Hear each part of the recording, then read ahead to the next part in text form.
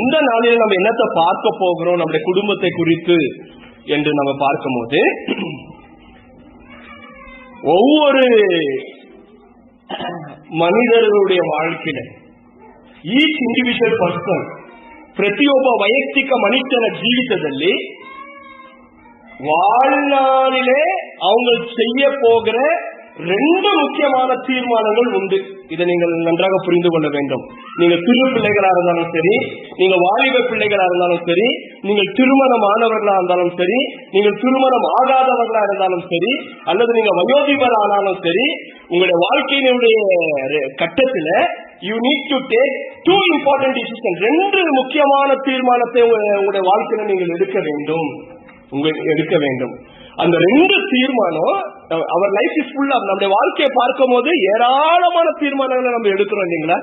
எந்த வேலைக்கு போகணும், எந்த வேலைக்கு போக கூடாது, எந்த ஷர்ட் போட்டுக்கணும், எந்த பேண்ட் போட்டுக்கணும், எந்த வண்டி வாங்கணும், எங்க போகணும், என்ன சமைக்கணும், எங்க வரணும், எங்க வீடு பார்க்கணும், எங்க பிள்ளைகளை ஸ்கூலுக்கு சேர்க்கணும் சொல்ல ஏராளமான சாய்ஸ்.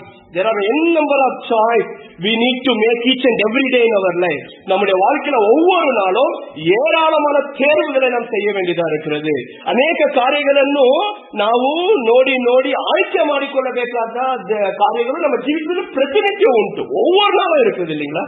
ஒவ்வொரு நாளும் நாம் ஆய்க்கை ಮಾಡಿಕೊಳ್ಳಬೇಕು, நம்ம தேர்ந்தெடுக்க வேண்டும். ஆனா நம்முடைய வாழ்க்கை என்று நான் சொல்லும் போது நம்முடைய ஜீவியத்துல ரெண்டு ಮುಖ್ಯವಾದ ತೀರ್ಮಾನಗಳು ಆಯ್ಕೆಗಳು, ಎರಡು ಮುಖ್ಯವಾದ ಆಯ್ಕೆಗಳನ್ನು ನಮ್ಮ ಜೀವಿತದಲ್ಲಿ ನಾವು ಮಾಡಿಕೊಳ್ಳಬೇಕು. ரெண்டு முக்கியமான தீர்மானத்தை நம்முடைய வாழ்க்கையில் நம்ம எடுக்க வேண்டியதா இருக்கும்.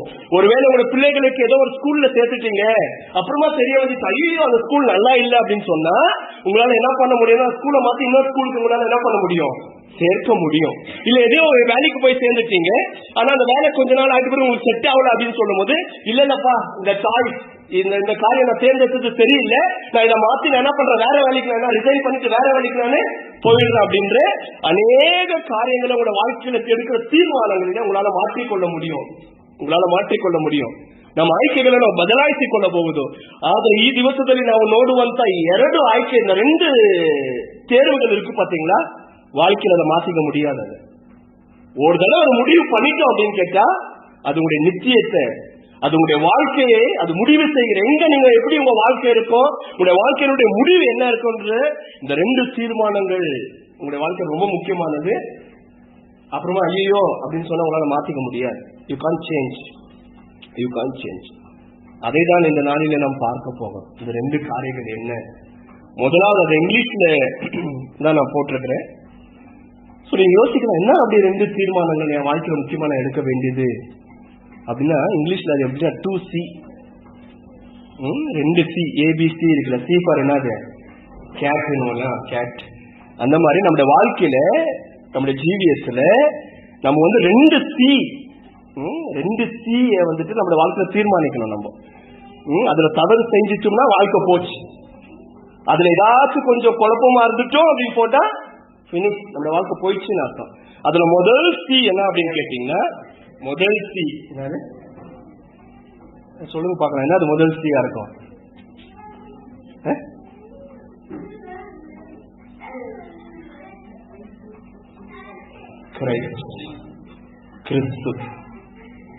ಕ್ರಿಸ್ತು.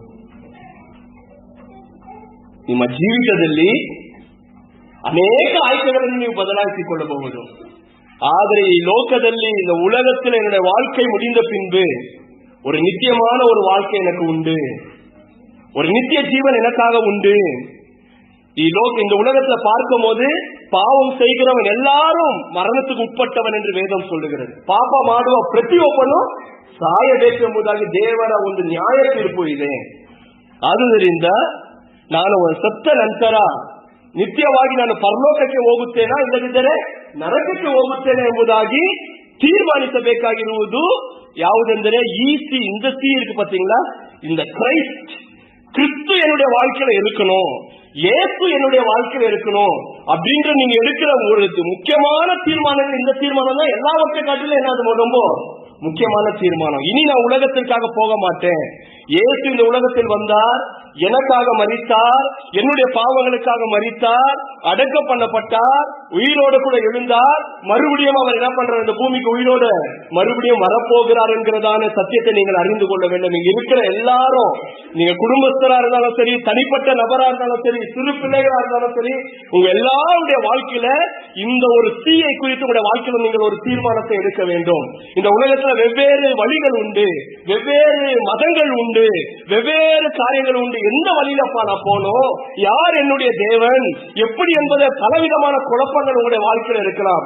ஆனால் நீங்கள் அறிந்து கொள்ள வேண்டியது என்ன தெரியுமா? வேதம் சொல்லியிருக்கிறது, யோவான் 3:16 இந்த உலகத்தில் இருக்கிற ஒருவராவது என்ன ஆகக்கூடாது, கெட்டு போகக்கூடாது என்று சொல்லி எல்லாரும் என்னத்தை அடையணும், நித்திய ஜீவனை பெற்றுக்கொள்ள வேண்டும் என்று சொல்லி தேவன் தன்னுடைய ஒரே பேரான குமாரனாகிய அந்த தீயை ஆண்டவர் இந்த உலகத்தில் என்ன பண்ணார், அனுப்பினார் என்பதை நீங்கள் புரிந்து கொள்ள வேண்டும். God is very much concerned about your eternal life. ದೇವರು ನಿಮ್ಮ ನಿತ್ಯ ಜೀವವನ್ನು ಕುರಿತು ತುಂಬಾ ಅದರ ಮೇಲೆ ಅಕ್ಕರೆ ಉಳ್ಳವನಾಗಿದ್ದಾನೆ. ಅದಕ್ಕಾಗಿ ನೀವು ಪ್ರತಿಯೊಬ್ಬರು ನಾಶವಾಗಬಾರದು, ನಿತ್ಯವಾಗಿ ದೇವರ ಸಂಗಡ ಇರಬೇಕೆಂಬುದಾಗಿ ತನ್ನ ಒಬ್ಬನೇ ಕುಮಾರನಾದ ಕ್ರಿಸ್ತನನ್ನು ಈ ಲೋಕಕ್ಕೆ ಆತನು கழுவிக்கொட்டனு. ஆனவரை நீங்க அமர்ந்திருக்கிற நீங்க ஒவ்வொருவரும் இந்த கால நேரத்தில் ஆராதனை, ஒருவேளை உங்க வாழ்க்கையை நீங்கள் இயேசுவுக்கு ஒப்பு கொடுக்கல அப்படின்னா, ஒருவேளை இந்த ஸ்ரீ உங்க வாழ்க்கையில இல்ல அப்படின்னு சொன்னா ரொம்ப ஆபத்தானது, ரொம்ப ஆபத்தானது. ஆண்டவர் அதை விரும்புகிறார். இந்த தீயை நீங்கள் பெற்றுக்கொள்ள வேண்டும். இந்த கிறிஸ்துவையோட வாழ்க்கையில நீங்கள் துணையாய் பெற்றுக்கொள்ள வேண்டும்.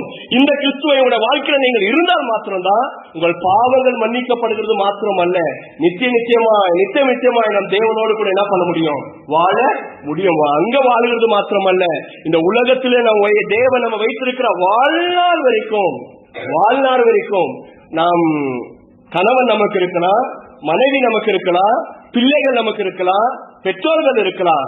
ஆனால் இந்த உலகத்தின் முடிவு பரியந்தோம் சகல நாட்களிலுமாய் நான் உன்னோடு கூட நின்று இருக்கிறேன் என்று சொல்லக்கூடிய ஒரே உறவு கிறிஸ்துவின் உறவு மாத்திரம்தான். It's only Jesus Christ. It's not your husband, it's not your wife, it's not your children. அது நீங்கள் கணவனும் அல்ல, உங்களுடைய பிள்ளைகளும் அல்ல, உங்களுடைய மனைவியும் அல்ல, இயேசு மாத்திரம்தான் நித்தியமாய் உங்களுக்கு துணையாய் நிற்பார். ஆனபடியால் உங்களுடைய தீர்மானம் என்ன? இதை குறித்து நீங்கள் என்ன தீர்மானித்திருக்கிறீர்கள்? இயேசுதான் என்னுடைய வாழ்க்கையில துணை, அவர்தான் என்னுடைய வாழ்க்கையில துணை என்று நீங்கள் ஏற்கனவே தீர்மானித்திருந்தால் ரொம்ப சந்தோஷம். அப்படி இல்லை அப்படின்னா இன்றைக்கு நீங்கள் உங்களுடைய வாழ்க்கையை நீங்கள் இயேசுவுக்கு ஒப்பு கொடுத்து, இன்னைக்கு இந்த கிறிஸ்து அப்படின்னு எனக்கு வேணும் என்கிற ஒரு தீர்மானத்தை நீங்கள் பெற்று நீங்கள் எடுக்க வேண்டும். கிறிஸ்துவை கொடுத்தது யார் தெரியுங்களா? நம்ம தேடி போகவில்லை, அவர் தான் நம்ம என்ன பண்ணாரு. யார் அவர் அனுப்புனது? பிதாவாய தேவன் அவரை அனுப்பி. It is God who wants to give that seed in your life. அந்த கிறிஸ்துவை நான் பெற்றுக்கொள்ள வேண்டும் நம்ம வாஞ்சிக்கல. தேவனே எனக்கு வேண்டும், என் பையனுக்கு அது வேணும், என் பொண்ணுக்கு அது வேணும். அவங்க அது அந்த கிறிஸ்து அந்த கிறிஸ்து இல்ல அப்படின்னு கேட்டா நிச்சயமா அவங்க என் கூட இருக்க மாட்டாங்க அப்படின்னு நம்ம மேல அக்கறை வைத்து, நம்ம மேல அன்பு வைத்து, நம்ம மேல பாசத்தை வைத்து, பிதாவாகிய தேவனே நீங்க நாங்களும் கேட்கல. நம்ம போய் கேட்டுமா அப்பா கிட்ட, பிதாவாகிய தேவன் கிட்ட, அப்பா நான் அழிந்து போகாதபடிக்கு எனக்காக ஒரு கிறிஸ்துவை அனுப்புவோம் நம்ம கேட்டுமா? சொல்லுங்க, நம்ம கேட்டுமா? நம்ம கேட்கல.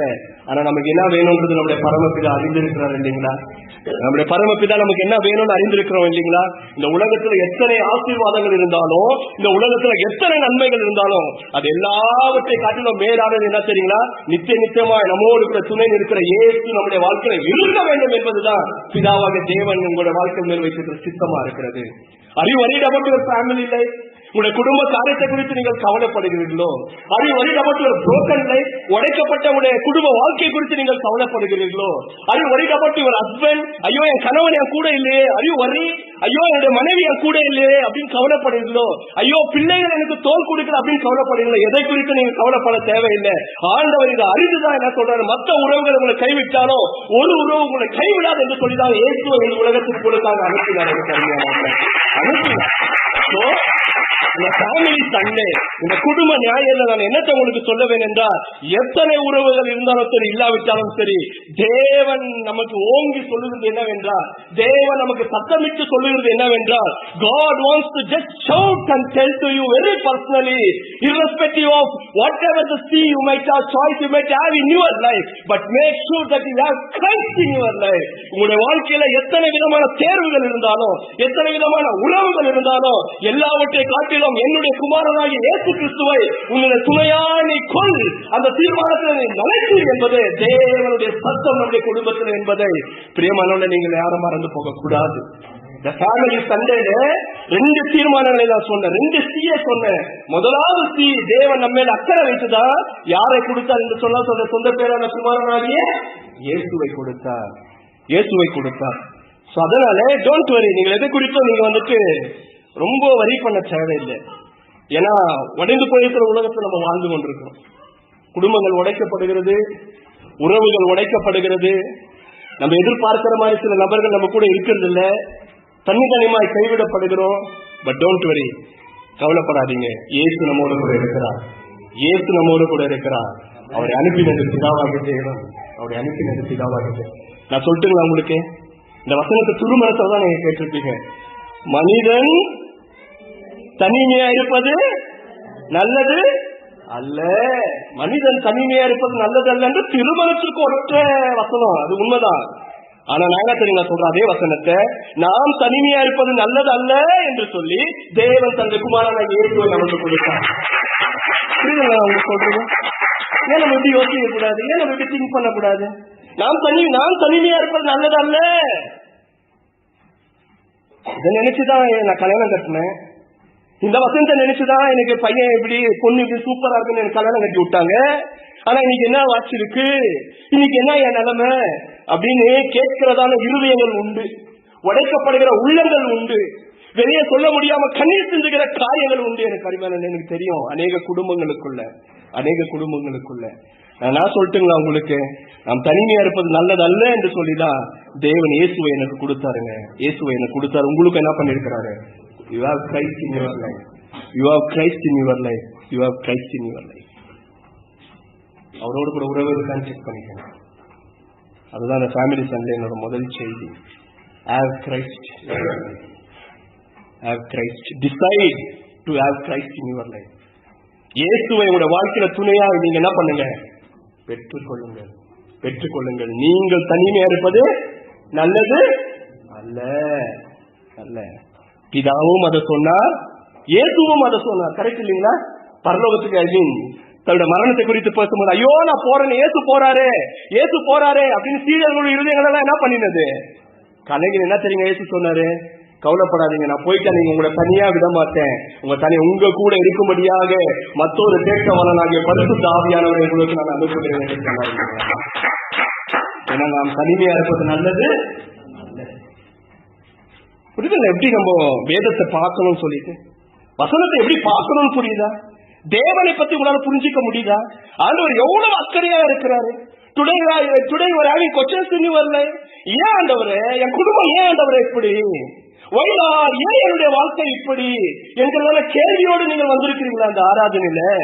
அதோட பதில் என்ன தெரியுங்களா?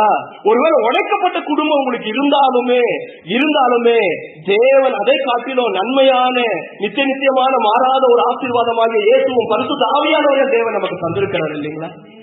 அதை நினைச்சு நீங்க கர்த்தரை ஸ்தோத்திரம் பண்ண அந்த ஆராதனை.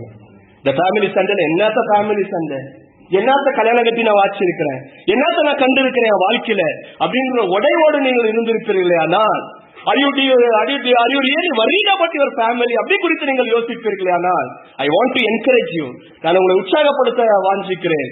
ஏனென்றால் நம்முடைய தேவன் நம்முடைய தனிமையை விடுகிறவர் அல்ல. நம்முடைய தேவன் தன்னுடைய குமாரனை நமக்காக என்ன பண்ணியிருக்கிறாரு? கொடுத்திருக்கிறார். தன்னுடைய குமாரனை நமக்காக கொடுத்திருக்கிறார். இதுதான் முதல் சி. ரெண்டாவது சீக்கு வரப்போம்.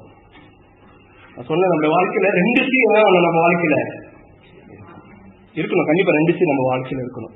ஏன்னா நம்ம தனிமையா இருக்க கூடாது. முதல் சி என்னன்னா கிரைஸ்ட். ரெண்டாவது சி என்ன சொல்லுங்க பார்க்கலாம், கண்டுபிடிச்சிங்களா?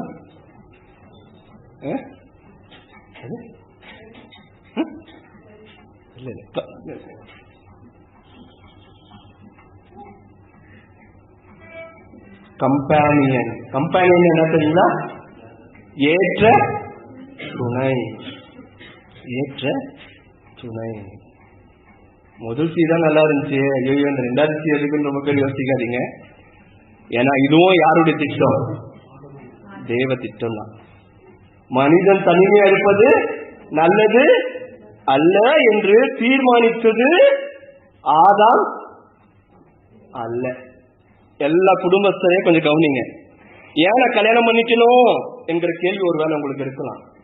ஏன் இப்படியாப்பட்ட கணவன் எனக்கு வந்து வாட்சாரோ அப்படின்ற கேள்வி உங்களுக்கு இருக்கலாம். ஏன் இப்படியாப்பட்ட மனைவி எனக்கு வந்து வாட்சி இருக்கோ என்கிற கேள்வி இருக்கலாம். என்னதான் நான் பண்ணாலும் என் உறவே பலப்படலையேன்ற ஒரு கேள்வி உங்களுக்கு இருக்கலாம். But what actually you need to understand from the Bible, வேதத்திலிருந்து நீங்கள் அறிந்து கொள்ள வேண்டிய காரியம் என்னவென்றால், நான் தனிமையா இருப்பது நல்லதல்ல, நீங்கள் தனிமையா இருப்பது நல்லதல்ல என்று தீர்மானித்தது நீங்களும் நானும் அல்ல. தீர்மானித்தது யாரு? தேவன்.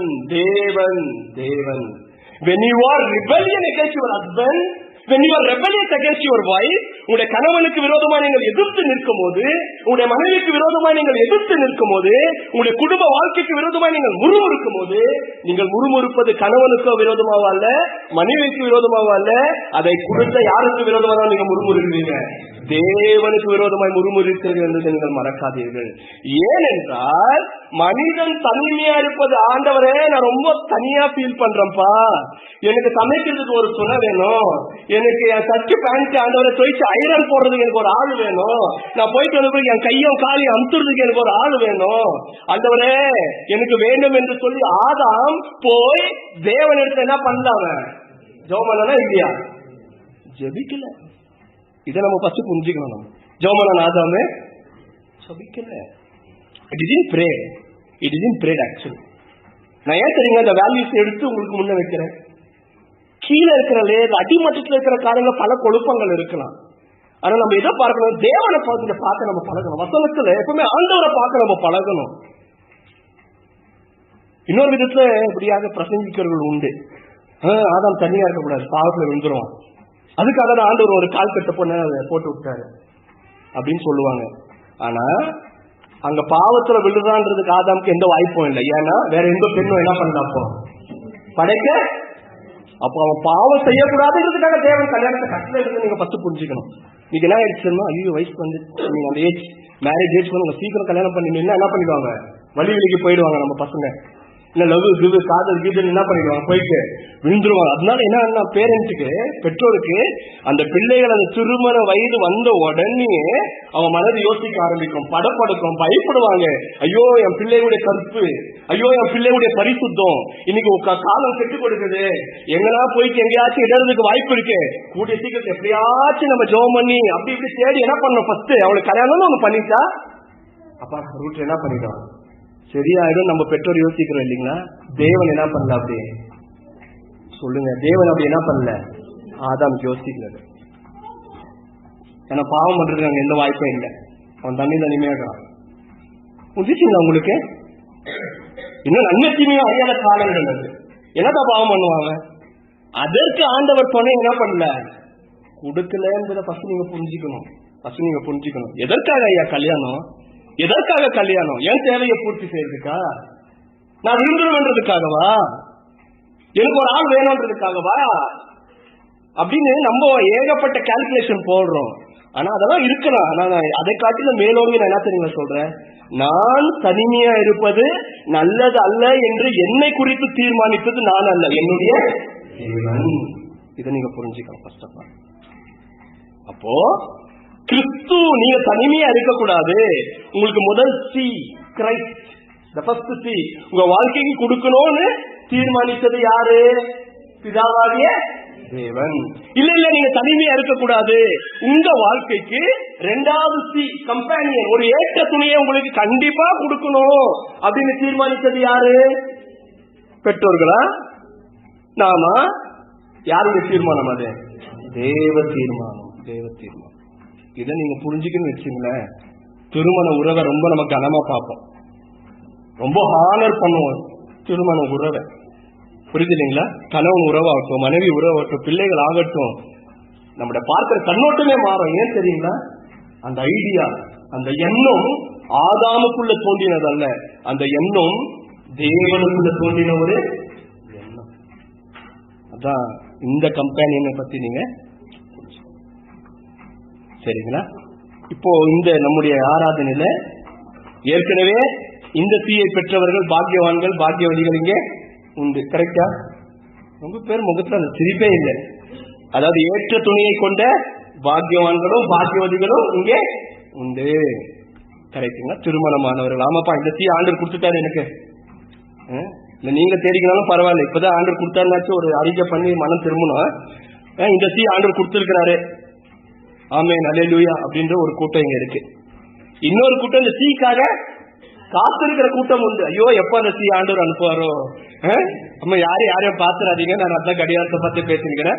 யார் எப்போ அந்த தீ எனக்காக என்ன பண்ணோம் வரும் அப்படின்ற காத்திருக்கிற பிள்ளைகள் உண்டு. திருமண வயது இதுல என்ன தெரியுமா சொல்லுவாங்க யூத் மீட்டிங்ல எல்லாம், அது இந்த இருக்கிற காலகட்டத்தில் when they attend the teenage, எப்போ அந்த டீனேஜ் பருவத்திற்குள்ள பிள்ளைகள் வருகிறார்களோ அப்பொழுதே அவங்களோட வாழ்க்கை துணை குறித்து அவங்க என்ன பண்ணணும் தெரியுங்களா?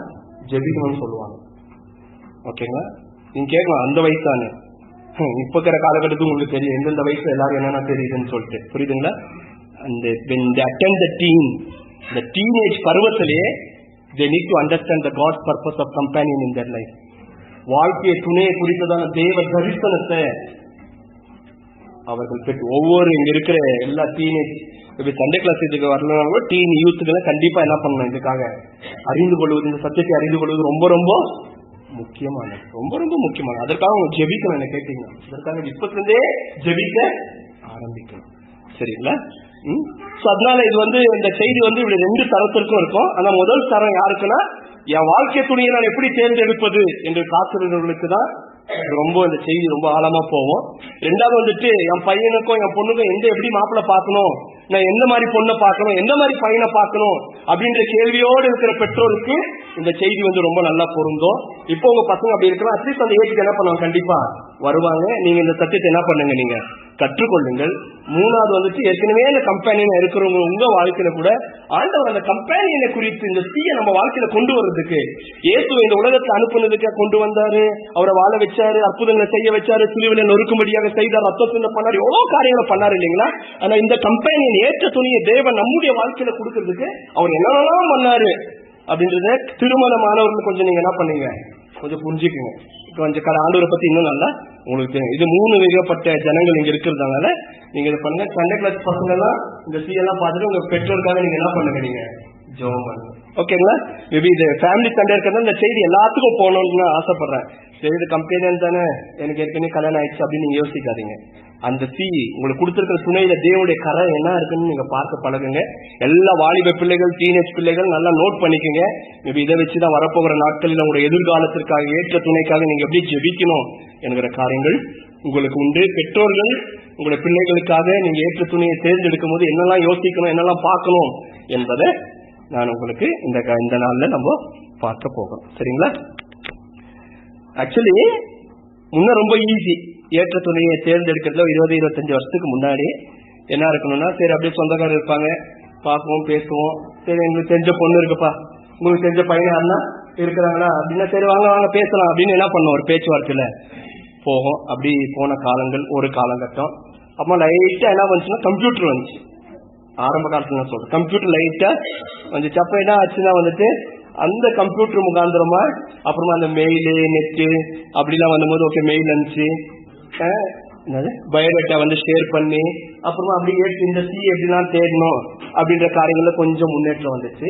ஆனா இப்ப காலங்கள் போக போக போக என்ன உங்களுக்கு தெரியும் இல்லைங்களா, இந்தியனுடைய ஸ்டாட்டிஸ்டிக்ஸ், நம்ம தேசத்துடைய ஸ்டாட்டிஸ்டிக்ஸ் படி பெண்களுடைய எண்ணிக்கை ஜாஸ்தி, ஆண்களுடைய எண்ணிக்கை கம்மி. அதனால அநேகருக்கு சரியான பொருத்தம், சரியான துணை கண்டுபிடிக்கிறது ரொம்ப கஷ்டம். ஓகேங்களா? கல்யாணம் பண்றதுல ரொம்ப சேலஞ்சா இருக்கிறதுனால இதை பார்த்து அநேக நபர் என்ன பண்ணாங்கன்னா, எப்படியாச்சும் கல்யாணம் பண்றதுக்கு இந்த துணையை தேர்ந்தெடுவதற்கு ஏதாச்சும் பண்ணணும்னு சொல்லிட்டு இந்த காலகட்டத்தில் உங்களுக்கு என்னென்னலாம் வந்திருக்குன்னு உங்களுக்கு தெரியும் இல்லைங்களா? என்னென்னலாம் வந்துச்சு? ஷாதி .com, அப்புறமா பாரத் மேட்ரிமோனி, அப்புறமா கல்யாண மாலை. பாத்துக்கலாம், அந்த ப்ரோக்ராம் நீங்க பாத்திருப்பீங்கன்னு நினைக்கிறேன். ஓகேங்களா, கல்யாண மாலை. அப்புறமா வந்து பப்ளிக் டிவில ஜோடி நம்பர் 1 மேட்ரிமோனி, பாவனைகளை ஆய்க்கை அப்படின்னு சொல்லிட்டு இத்தனை போன்ற இன்னும் ஏராளமான மேட்ரிமோனியல் வெப்சைட். அந்த 2வது சி சொன்னேன் இல்லைங்களா, 2வது சியை நான் உங்களுக்கு என்ன பண்றோம், நாங்க உங்களுக்கு சூஸ் பண்ணி கொடுக்குறோம். உங்க பயோடேட்டா கொடுத்தா அந்த வெப்சைட்ல போயிட்டு என்ன பண்ணலாம். ஈவன் தமிழ் இன்னைக்கு அநேக சபைகள், அநேக சர்ச் வந்து மேட்ரிமோனி சர்வீஸ் ஸ்டார்ட் பண்ணிக்கிறாங்க.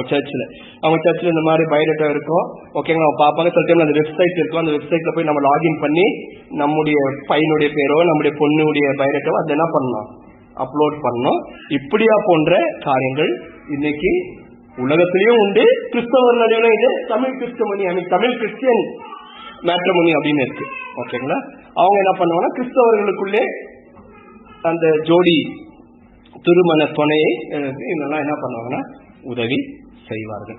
ஓகேங்களா, இன்னைக்கு ரொம்ப பேருக்கு என்ன கன்ஃபியூஷன்னா, நான் சில பேர்களை பேசுறது இதெல்லாம் பண்ணலாமா, இதெல்லாம் தேவ சித்தமா, எங்கெல்லாம் போயிட்டு என்னத்த போய் அப்டேட் பண்ணிக்க, நம்ம தான் ஜெபம் பண்ண ஆண்டோட என்ன பண்ணுவாரு, தருவாரு. இதை நம்ம யூஸ் பண்ணணுமா யூஸ் பண்ணக்கூடாதுன்றது பெற்றோருக்குள்ள இருக்கிறதால அது ஒரு பக்கம் ஓடிட்டு இருக்கு. ஆனா நான் என்னுடைய காரியம் அது அல்ல. எப்படி இதா போன வெப்சைட் எல்லாம் எப்படி இருந்து ஒரு ஏற்ற துணையை எப்படியாவது ஜனங்களுக்கு கண்டுபிடிக்கணும், குடிச்சு கொடுக்கணும்னு சொல்றதுக்காக எப்படி எப்படியா போன்ற வெப்சைட்டுகள் இருக்கிறதோ, அதே போல நான் என்ன இன்ட்ரோடியூஸ் பண்ணிக்கிறேன்னா இன்னொரு மேட்ரிமோனியல் சர்வீஸ் இருக்கு. அதுதான் இன்னைக்கு நம்ம பார்க்க போறோம். என்ன மேட்ரிமோனியல் சர்வீஸ்னா காட்ஸ் மேட்ரிமோனியல் சர்வீஸ், தேவனுடைய திருமண சேவை, தேவர வைவாயிக்க சேவை. இந்த மேட்ரிமோனியில தயவுசெய்து நீங்க என்ன பண்ணலாம், ரிஜிஸ்டர் பண்ணலாம். எப்படி ரிஜிஸ்டர் பண்ணணும், உங்க பயோடேட்டாவை எப்படி கொடுக்கணும், ஆண்டவர் எப்படி உங்களுக்கு பொண்ணு பார்ப்பாரு, பையன் பார்ப்பாரு, அல்லது உங்களுடைய பிள்ளைகளுக்கு எப்படி பார்ப்பாரு, அல்லது ஏற்கனவே பார்த்து நீங்க வச்சிருக்கிறீங்க இல்லையா, அவங்களுக்கு அவருடைய காரியங்கள் என்ன, ஓகேவா, எல்லாவற்றையும் காட்ஸ் மேட்ரிமோனியல் சர்வீஸ். அதாவது நம்ம வாழ்க்கையின் துணையை தேர்ந்தெடுப்பதில தேவன் நமக்கு எப்படி உதவுவா, நமக்குன்னு ஒரு சாய்ஸ் இருக்கு, நமக்குன்னு ஆசாபாசங்கள் இருக்கு, நமக்குன்னு விருப்பங்கள் இருக்கு. ஆனா இது எல்லாவற்றையும் காட்டிலும் தேவன் எப்படி செய்வார், இந்த காரியங்களில் கர்த்தருடைய கரம் எப்படி இருக்கும், தேவன் எப்படி நடத்துவார் என்பதை நாம் புரிந்து கொண்டால், அந்த முதல் சொன்னோம் பாத்தீங்கன்னா கிறிஸ்து, அதுல சரியா தீர்மானம் எடுத்துட்டா நித்திய ஜீவனை போயிட்டு என்ன பண்ணுவோம், சந்தோஷமா அங்க போய் பண்ணுவோம். இந்த சீல கொஞ்சம் நிதானமா இருந்து ஆண்டோட மேட்ரிமோனி சர்வீஸ்ல போய் இணைஞ்சு அவர் நமக்கு பார்த்து கொடுக்கும் போது அட்லீஸ்ட் பரலோகத்துல கணவன் மனைவி எனக்கு உலகம் உறவு இல்லை, அட்லீஸ்ட் இந்த பூமியில வாழ்ற நாள் வரைக்கும் கொஞ்சம் நிம்மதியா சந்தோஷமா என்ன பண்ணலாம், சமாதானமா வாழ நம்மளால முடியும் இல்லைங்களா. அதற்காக தான் இன்னைக்கு நம்ம இந்த காரியத்தை நம்ம பார்க்க போகிறோம். சரிங்களா, எல்லாரும் எடுங்க. ஆதி ஆகமத்தின் புஸ்தகம் 24வது அதிகாரம். ஆதியாகமம் 24வது அதிகாரத்தை நம்ம எடுக்கலாம். அங்க வந்து ஒரு தகப்பன் தன்னுடைய பிள்ளைக்கு பொண்ணு பார்க்கிற ஒரு காரியங்கள் எழுதப்பட்டிருக்கிறது இல்லைங்களா. ஆபிரகாம் தன்னுடைய மகனாகிய ஈசாக்குக்கு என்ன பண்ணணும், ஒரு பெண்ணை தேர்ந்தெடுக்கணும் என்று முடிவு செய்கிறான். அந்த சம்பவம் தான் 24வது அதிகாரத்துல எழுதப்பட்டிருக்கிறது. இந்த அதிகாரத்தை தான் நம்ம எல்லா வசனத்தையும் தியானிக்கிறதுக்கு டைம் இருக்காது. மேபி ஒரு குறிப்பிட்ட வசனங்களை நம்ம பார்த்துட்டு நம்ம இந்த ஏற்ற துணையை குறித்து வேதம் என்ன சொல்லுகிறது என்பதை ஃபர்ஸ்ட் நம்ம புரிஞ்சுக்கணும். சரிங்களா, ஓகே, வாசிக்கலாமா? 24வது அதிகாரம். ஃபர்ஸ்ட் மேபி நான் என்ன நினைக்கிறேன்னா, இப்ப பாருங்க 1வது வசனம் எப்படி ஆரம்பிக்குது பாருங்க. 1வது வசனம் 2வது வசனம். ஆபிரகாம் அவனுக்கு என்ன ஆயிடுச்சு, அவன் வயது சென்று என்ன ஆனா தாத்தா மாதிரி ஆயிட்டான். ஆபிரகாம் ரொம்ப என்ன ஆயிடுச்சு, வயசாயிடுச்சு. ஆனா வயசான போது எல்லா பெற்றோருக்கும் இருக்கிற சாதாரணமான உணர்வு, ஐயோ எனக்கு வயசாயிடுச்சு, நாளைக்கு நான் செத்துட்டு என்ன பண்றது, என்னுடைய பிள்ளைகள் இருக்கிறார்களே என்று சொல்லி ஆபிரகாமுக்கு அதே கவலை தான். அவன் வயசாயிடுச்சு இல்லைங்களா. 2வது வசனம் பாருங்க என்ன சொல்லப்பட்டிருக்கிறது. அப்பொழுது ஆபிரகாம் தன் வீட்டில் உள்ளவர்களில் வயதில் மூத்தவனும்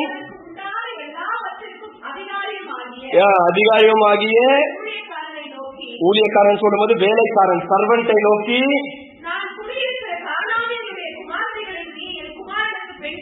பெண் கொள்ளாமல் நீ என் தேசத்திற்கும் என் இனத்தார் வீட்டுக்கும் நீ சென்று என் குமாரனாக ஈசாக்குக்கு பெண் கொள்வேன் என்று வானத்திற்கு தேவனும் ஆணையிடு என்றான்.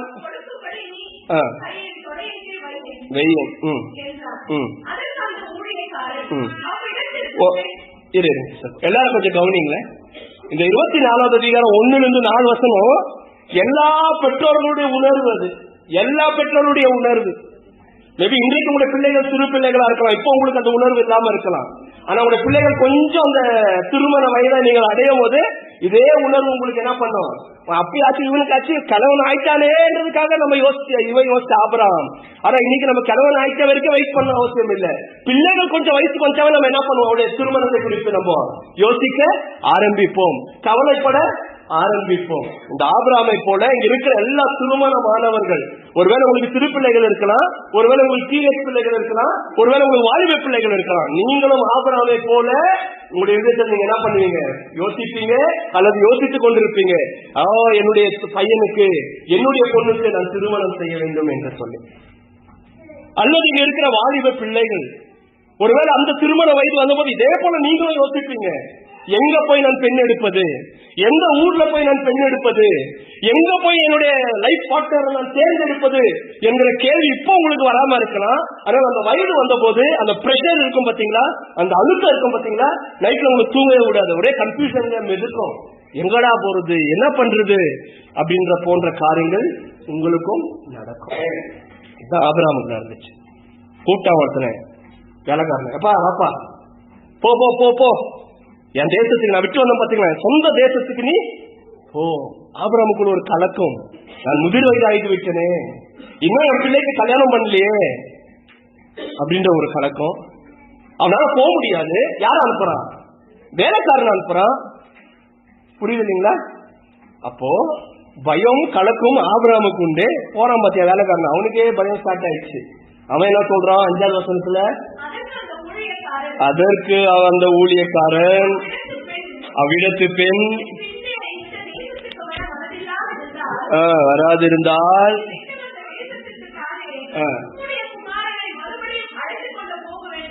என்று கேட்டான். அதுக்கு ஆபிரகாம் சொன்ன காரியம் என்ன? 6வது வசனம், அதற்கு ஆபிரகாம் எச்சரிக்கையார். எல்லாருக்கும் நல்லா கவனிங்க, 2 விதமான நபர்களை நீங்க பாக்குறீங்க. ஒன்று, வயதிற்கு வந்த தன்னுடைய பிள்ளைக்கு திருமணம் செய்ய வேண்டும், எனக்கு வயது ஆகிவிட்டது என்று கலக்கமும் கவலையும் கொண்ட ஆபிரகாம். அது மாத்திரமல்ல, வேற இனத்தோடு என்ற பிள்ளைகள் திருமணம் செய்யக்கூடாது, யெகோவா தேவனால் அழைக்கப்பட்டவன் தான், என்னுடைய சந்ததியிலிருந்து என்னுடைய வம்சத்திலிருந்து யெகோவா தேவனை அறிந்தவர்கள் தான் என்னுடைய பையனுக்கு என்ன வரணும், பொண்ணா வரணும், கிடைக்கணும்ங்கிறதான ஆதங்கம் ஆபிரகாமுக்கு உண்டு. அவனால் போக முடியாது. அதனால தன்னுடைய வேலைக்காரனை அனுப்புகிறான். வேலைக்காரன் கரெக்டா போவானா, எந்த பொண்ணு அவன் சூஸ் பண்ணுவான், கரெக்டா பண்ண, ஒருவேளை வேலைக்காரன் ஏமாத்திட்டானா போன்ற கலக்கங்களும் பயங்களும் திகிலும் யாருக்கு இருக்கு, இருந்திருக்க கூடும், ஆபிரகாமுக்கு இருந்திருக்க கூடும். கரெக்ட் இல்லைங்களா? ஆபிரகாமுக்கு மாத்திரம் அல்ல, வேலைக்காரனுக்கும் பயம். என்னப்பா போயிட்டு எல்லாத்தையும் சாய்ஸ் பண்ண, எவ்வளவு இருக்கு சாய்ஸ் பண்ண வந்துருவேன், ஆனா எங்கேயும் போவாது, என் சொந்தக்கார வீட்டுக்கே போ, யெகோவா தேவனை ஆராதிக்கிறவங்களே நீங்க பாரு அப்படின்னு இப்படிலாம் கண்டிஷன் போடுறீங்களே ஆபிரகாமே, என்னுடைய எஜமானனே நான் போறேன், ஒருவேளை கிடைக்கலன்னா, ஏன்னா சத்தியம் பண்ண கண்டிப்பா நான் செய்வேன்ட்டு, ஒருவேளை கிடைக்கலன்னா நான் என்ன பண்றேன், பையனை இட்டு போய் ஏதாச்சும் நான் தேடிச்சானே, இல்ல என் பையனெல்லாம் நீ என்ன பண்ணிருக்க இட்டு போக.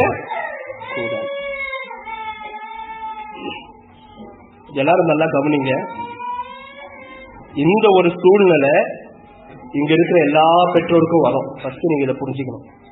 நான் ஒருவேளை இன்னைக்கு பேசுறது உங்களுக்கு பெருசா தெரியாது, ஒருவேளை உங்களுக்கு சின்ன பசங்க டீனேஜ் பசங்க இருந்தா இன்னைக்கு இந்த செய்தி உங்களுக்கு ஆழமா இருக்காது.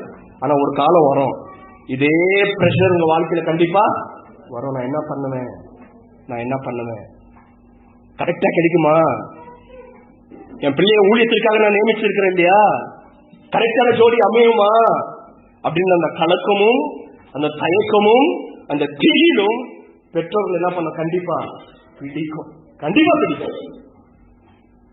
அது மாத்திரம் அல்ல, ஒருவேளை திருமண வயதை நீங்கள் எட்டினவர்களே ஆனால், ஒருவேளை தேவனுக்காக அர்ப்பணிக்கப்பட்ட பாத்திரமா நீங்க இருந்தா ஆண்டவரே இதுதான் என் தரிசனம், இதுதான் என் ஊழியம், என் வாழ்க்கை எப்படிதான் இருக்கணும்னு நான் விரும்புறேன். ஆனா ஒருவேளை எனக்கு கிடைக்கிற பார்ட்னர் சரியாம கிடைக்காம போயிட்டா என் தரிசனமே போயிடுமே, என் ஊழியமே போயிடுமே, என் வாழ்க்கையே போயிடுமே என்பதான கலக்கமும் பயமும் திகிலும் திருமண வயது அடையும் போது இங்க இருக்கிற வாலிபர்கள் உங்களுக்கும் என்ன பண்ண கண்டிப்பா இந்த பயம் பிடிக்கும். கர்த்தருக்காக அர்ப்பணிக்கப்பட்ட பாத்திரமா இருந்தீங்கன்னா சும்மா ஜாலிக்காக கல்யாணம் பண்ணிக்கணும், சர்ச்சில் யாரோ ஒருத்தர் கல்யாணம் பண்ணி வச்சிருவாங்க, பிடிச்சவங்க கல்யாணம் பண்ணி ஜாலியா இருந்தோம்னா அவங்களுக்கு இந்த திகிலாம் பிடிக்காது. நான் சொல்றது அர்ப்பணிக்கப்பட்டவர்கள், தேவனால் ஆபிரகாமை போல தரிசனத்திற்காக அழைக்கப்பட்டவர்களை குறித்து நான் பேசுகிறேன். ஏதோ கல்யாணம் வச்சா ஒரு பையன் சொந்தக்காரல என் ஜாதி நல்லா வச்சுக்கிறாங்க, அவங்க நான் கல்யாணம் பண்ணி கொடுத்துட போறேன் அப்படின்ற பெற்றோர்களுக்கு இந்த வசனம் கிடையாது. யூ கேன் ஸ்விட்ச் ஆஃப் யுவர் மைண்ட். இந்த பிரசங்கத்துக்கு உங்க காதை நீங்கள் அடைத்து விடுங்கள். உங்களுக்குரிய பிரசங்கம் இது அல்ல. நான் சொல்லுகிற பெற்றோர் எப்படியாப்பட்ட பெற்றோர் தெரியுமா? தேவன் என்னை அழைத்திருக்கிறார், சந்ததி சந்ததியா என்னுடைய சந்ததி யாரை சேவிக்கணும், கர்த்தரை சேவிக்கணும் என்று சொல்லப்படுகிற பெற்றோருக்கு தான் இந்த செய்தி. மற்றவர்கள் நீங்கள் இருப்பீர்களானால் உங்கள் காதை நீங்கள் அடைத்துக் கொள்ளுங்கள். இதுதான் நடக்குது. கலக்கமும் தயமும் திகிலும் ஆணை சத்தியமே அப்படின்னு ஆபிரகாம் சொல்றான். ஐயோ நான் சத்தியம் வச்சுட்டு நான் பண்ணாம போயிட்டு என்ன பண்ணிடுவேன்?